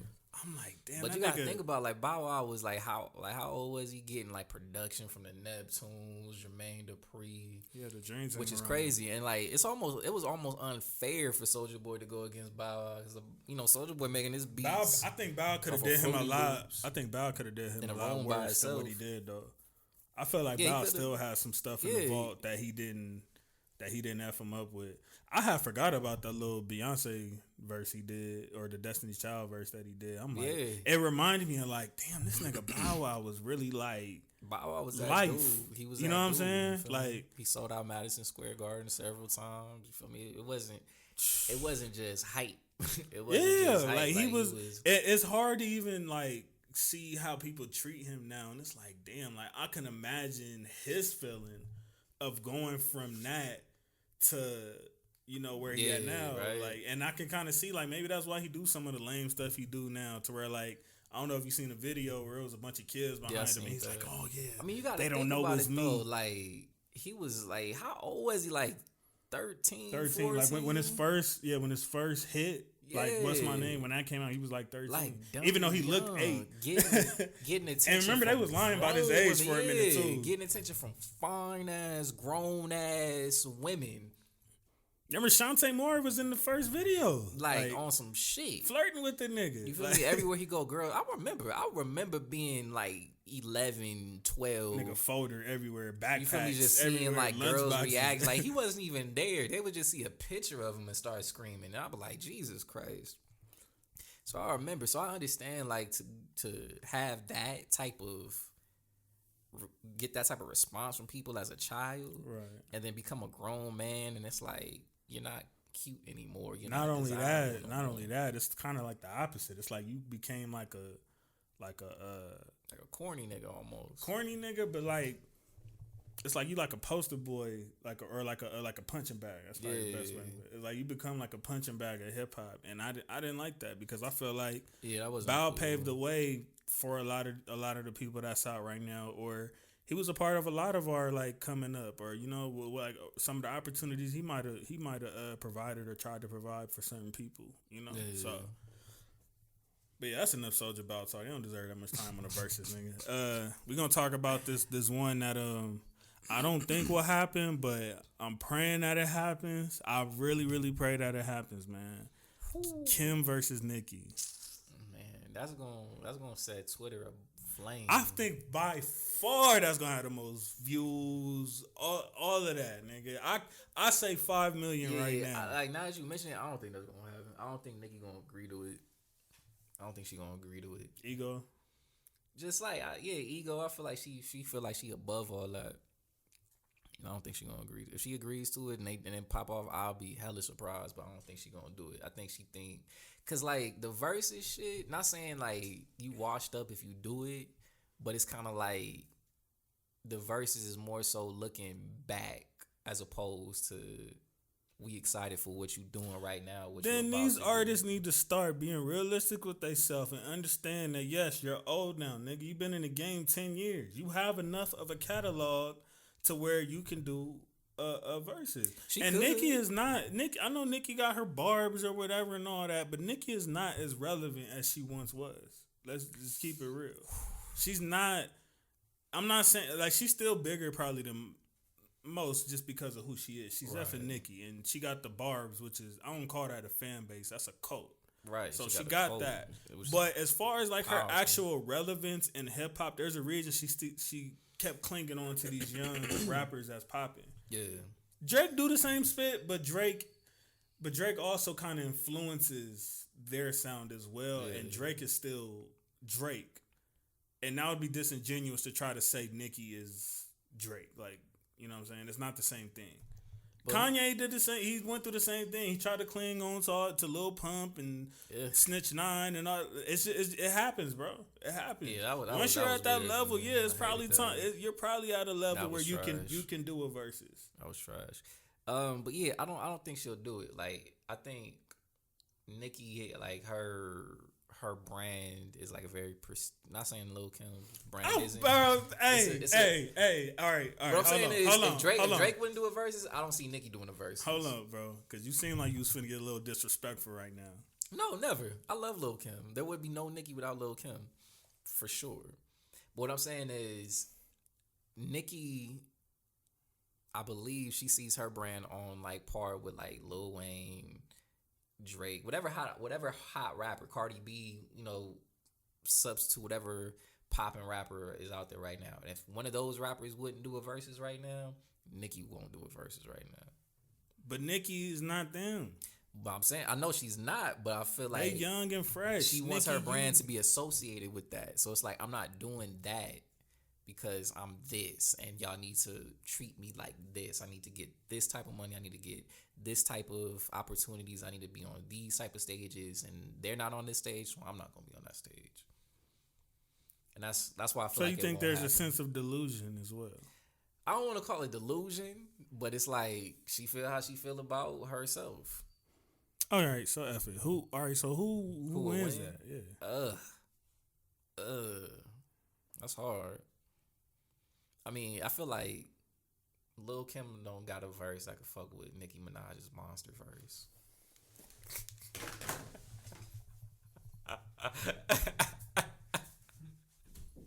She dope though. Like, man, look, not taking nothing from Lil Kim, but that verse is so goddamn good. I don't think you understand, man. She don't. She just don't, bro. I'm sorry. And I'm not even like a Nicki Minaj fan. I like Lil Kim more, but just... Ladies and gentlemen, for the first time ever, I just walked out of this chair in the middle of a podcast because of some blasphemy that came out of this man's mouth. What verse that Lil Kim spit? Nigga, you want me to pick one? Pick one. You want me to pick one? Want to bumble with the B, huh? Hot damn hoe, here we go again. Nigga, what? Look, I love Lil Kim. Hey, yo, Kim. shorty, won't you go get a bag of the lead? Like, nigga, what are you talking about right now, bro? These is iconic hip hop verses. No. What are you talking about right now? An icon, but what I'm saying, just on some bars and just the impact of one verse. We all know that's not the only thing for a verses, bro. We might as well get Talib Kweli out here, bro. If you want to talk about bars and a verses. All I'm saying is the way you think Monster is more impactful than those verses that Kim gave. Pound for pound, yes. Pound for pound, yes. Impact wise in hip hop, you think Monster had more of an impact than Get Money? You think Monster had more of an impact than Players Anthem? You think that had more of an impact than Quiet Storm? Yeah, for sure I do. For sure I do. Look, and I'm about to tell you that. I'm about to tell you exactly why I feel the way I feel. All right. I remember that time in my life, like 2010. It's right before, Kanye dropped his classic album, right? Nicki Minaj, on that album when it dropped, nobody was rapping like that at all. Nobody was rapping like the different voices, the different inflections. I agree. Now, follow me. Cause this is like my own little hip hop history I don't hear nobody talk about. Okay. After that, song came out, because it was like before it came out on the album was dropped. Kanye was doing like the Friday drops or whatever, so dropping the song every Friday, and that was one of the songs. Mm-hmm. After that song came out, we heard a whole bunch of freestyles to it, to that beat, to that monster beat. recall. One of the rappers I got on the beat was Kendrick Lamar. For me, and I have been following Kendrick Lamar for a very long, like not a very long time, but I haven't followed him since like 2008, so like 2 years. That's pretty much pretty much started, right? So Kendrick started rapping like that. Like Kendrick is known for like the different voices and shit like that. Right. He started rapping like that on that beat, like after Nicki Minaj. When I heard it, I was like, this nigga rapping like he on crack or something. And my friend, when he was listening, he sounded like he on drugs. And that became like a trademark thing for Kendrick Lamar after that. I don't want to give Nicki Minaj credit for his entire style. I mean, obviously I can't. But I know she influenced an entire generation of like up and coming rappers, especially in one. But you think it's due to that verse and just not Nicki in general? Yeah, that because she rapped like that on the million verses she did at that time. But that verse, Monster was just the one that. But that's that verse though. That's the verse that. I think the reason she got so much respect from Monster is because of who was on that song with her. And but are we gonna? But hold up. But are we gonna act like she ate? Kanye, she ate. But are we gonna act like Kanye and Jay brought their A game on that? I mean, I want you to put that same verse on So Appalled. You think it has that same impact? You think we still looking at that and saying, "Oh, Nicki killed everybody"? But I'm just saying, for that song though, for that in particular song, on the song they didn't bring their A game on. Doesn't matter on that particular song. I mean, it just is what it is. Like they might not have had their best night. Bro, but everybody, that's on them. You go to any party right now, bro. Everybody's not gonna know. Everybody's not gonna know the Monster verse, but they're gonna know like a good one. But they're gonna know I Can Love You. They're gonna know Quiet Storm. They're gonna know Get Money. They're gonna know used to get grabbed in the Cadillac. See, now under the app. Watch my niggas back. That. They gonna know that. I disagree with that. And I'm a little Kim. This fan. nigga is crazy. You feel me? Okay, well let me just get my opinion on the verses. I do feel like Nicki would win because Nicki overall has a more. She definitely has more impactful I'm not hits. even a Nicki Minaj fan, I'm not. I'm not a Nicki Minaj. I'm not a Kim fan. I'm not even a Kim fan. But you're not finna spew no blasphemy on this here platform. But that Monster verse, it's really that good. It's really that good of a verse. Like sometimes it's not that iconic though. It is one of the most, I would say it's one of the most iconic hip hop verses of all time. But for you to say Kim don't have nothing to match that, well, what I mean is the blasphemy. She doesn't have a verse that matches that verse on some like shit. Cause like for a verse to be considered like a supreme verse, Kim any of those verses I just named drop, and it's like everything stopped. Like, have you not seen her appearances when they do bring her out on some surprise type spit and like people be rapping the words better than her? Yeah, she got a good following, but it's not. Don't do that. She got barbs, nigga. Don't nothing beat that. So don't try that as if like it's her like she got some cult following. Kim has a dope. I'm trying to tell you, was a part of a dope time in hip hop. The only reason why I even care about Nicki Minaj is because that Monster verse. Like that's the only reason. I feel like you take that Monster verse away and she don't even like get the little bit of I guess hip hop respect to the level that it wouldn't be at the level it's at. I could say I will agree on that point. Take away the Monster verse, take away that. You take away the Monster verse, and when people make their all time hip hop list, Nicki would probably be like 20 something levels below. Take away the Monster verse. Her career has an entire different trajectory. We might not even be mentioning the verses versus her and Lil Kim, but that Monster verse highlighted her so well that it opened. I just feel like, especially for you to come from my same area and even a little bit before me, and for you to make these comments regarding Kim is like. Look, I'm not taking shocking, nothing away from Lil Kim. Yes, you are, nigga. I don't want to hear that politically correct. Oh, not to take. I don't want to hear that spit right now. But that Monster. I named all legendary hip hop classics. That Monster verse. Classics, bro. Iconic classics in hip hop. That Monster verse is like. If you made an all time list for hip hop songs, Monster wouldn't be above any of those. On the ones that you listed for Lil' Kim, yeah. Monster it beats it just as far as. Wait, whoa. Let me make sure you're saying what I think you're saying. So if we make an all time hip hop songs list, hip hop songs all time for the 40 years hip hop has existed. Verses. The hip hop verses, not the songs, but the songs. Okay, well that's a little different. Monster isn't near any of those, but Kim is is a big reason for that. Well, Kim was Junior Mafia, nigga. Monster as a song isn't it's not my favorite song. It's not it's whatever. But I'm saying her that's not. verse and I'll go a step further. I've heard Nicki spit harder than that. Probably have, but I'm just saying her verse. What I'm saying is the impact of that verse. I'm not saying it's the best verse I ever heard. I'm just saying the verse was lyrical enough. It's lyrically better than anything Kim has spit. I will give you that. I won't even say she came with a new style, but she came with a new energy. At the time, I agree with you. Give Nicki her flowers, bro. Give it to her. Yeah, no, give it to her. I've done enough. Give it to her. That's fine. I'm cool with that opinion. But I'm telling you, that verse right there by itself, we could put that verse.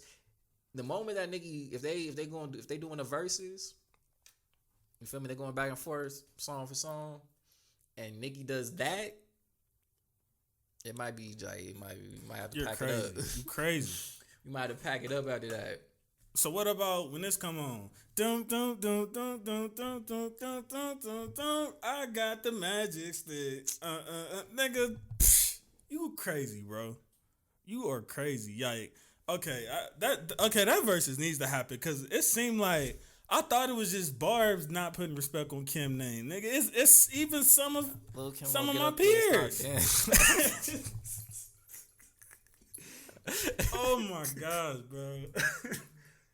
I didn't know it was some of my peers as well that felt this way. And again, this is somebody who's saying Nicki. I think Nicki would win the verses. All right, look, I'll give you this. I feel like Lil' Kim has better songs than Nicki Minaj for sure. She has better songs all the way through, but I'm just highlighting how great. And that's what I was gonna say. I feel like Kim would have more high points than Nicki. I feel like Kim would bring more of those nostalgia moments. Yeah, factual. Than Nicki could because she don't have a lot of those. Nicki don't have a lot of classic songs she was a part of. Yeah. But she does have a long catalog. She does have a lot of hits. I'm probably not even the best one to even try to highlight any type of Nicki songs because I don't really follow her catalog like that. But that Monster verse, that nigga is not letting that shit stands out. This nigga made me hop out of my chair and walk away from Look, the whole table. I put it to you like this. I'm a J. Cole fan. I like J. Cole's music. Okay. But I don't feel like I feel like Monster. The impact of Nicki Minaj's Monster verse is more impactful than any verse that J. Cole has dropped. That's how strongly I feel about that Monster verse.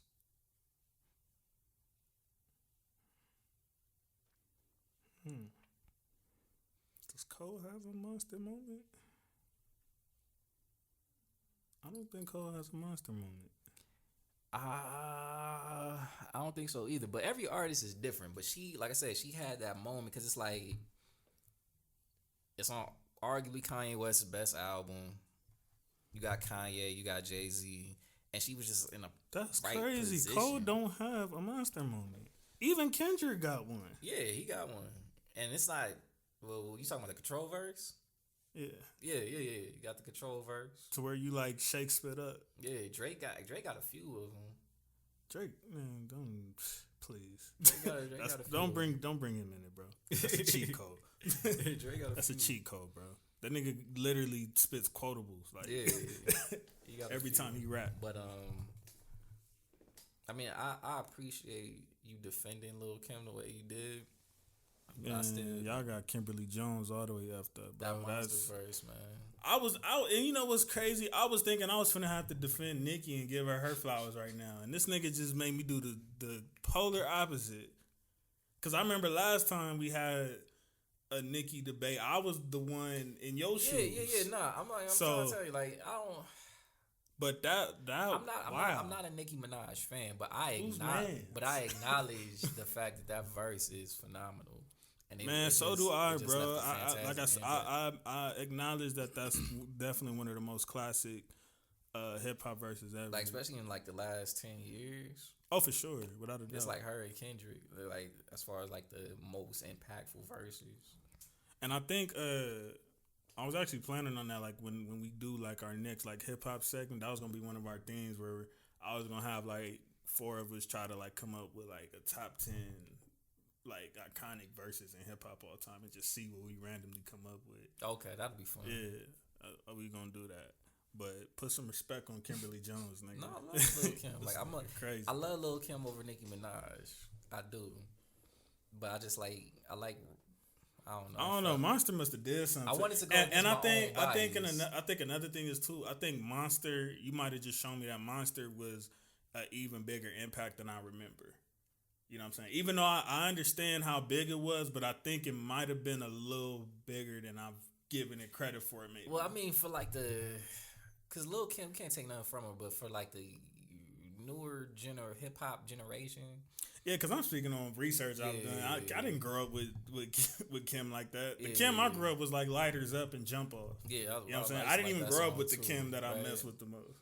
But that Nicki Minaj verse is just, I don't know, it did something to the atmosphere. All right, but yeah, we getting ready to close it out, man. Let's do our AGM conclusion dialogue. So you come home. You catch a girl cheating in bed. Who you going after? The nigga or her? In my house. Let's just say period. Let's just say period. Because your house, you could take that as a form of disrespect from everybody. So let's just say you catch him at her house. Okay, I'm walking out the door. He'll never see me again. So you're not going after nobody.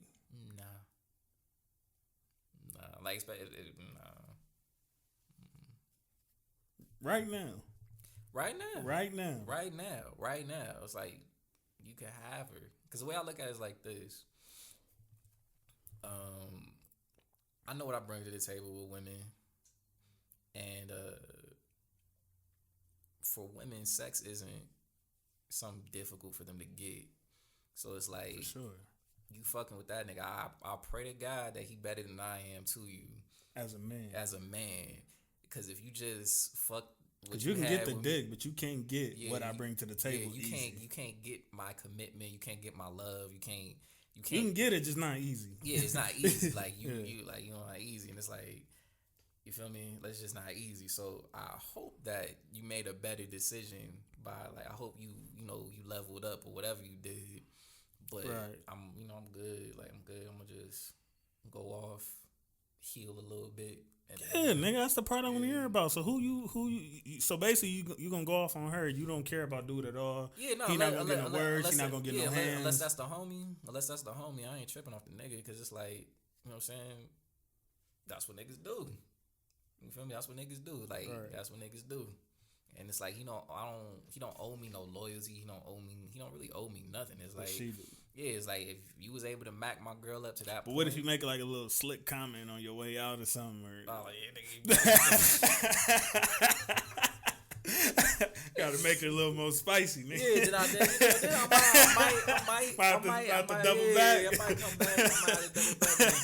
and figure some things out. Double back and that reminded me of that. I know you said you got to get back on your Martin spit, but he had an episode like that where he thought Gina was cheating, and he told dude, he was like, I ain't got no beef with you, bro. You was just being a man. And then dude tried to like tell him like, man, like, what you talking about? I wasn't even cheating. He was like, all right, look, nigga, I done forgave you, but if you want to keep talking, and then he started addressing the nigga like basically like about to fight the nigga, because he's like, I tried to tell you to go. So that's basically like the scenario I gave you. Yeah, no, that's basically it right there. It's like, look, bro, you feel me? You already know how I feel, so it's like, I don't know, bro. Like, I could easily say like, yeah, I'm gonna just be mad at her. He don't owe me spit.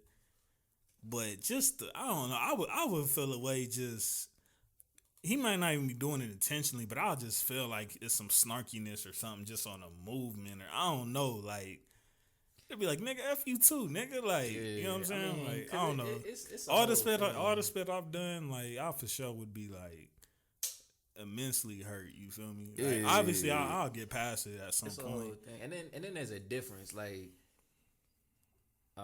if your girl isn't one, I'm like, hey, what you doing? Come through. My man ain't here. When he fall through, and then deed happen, it's like, oh yeah, I'm mad at my girl. But sometimes niggas really be scumbags. Like they know that's your girl, and they be trying to like, trying to check for opportunities, like where he at, yeah, you wanna like that shit type of shit. But she still gave in. Yeah, she still gave in. So it's like, yeah. So I think it's still her fault.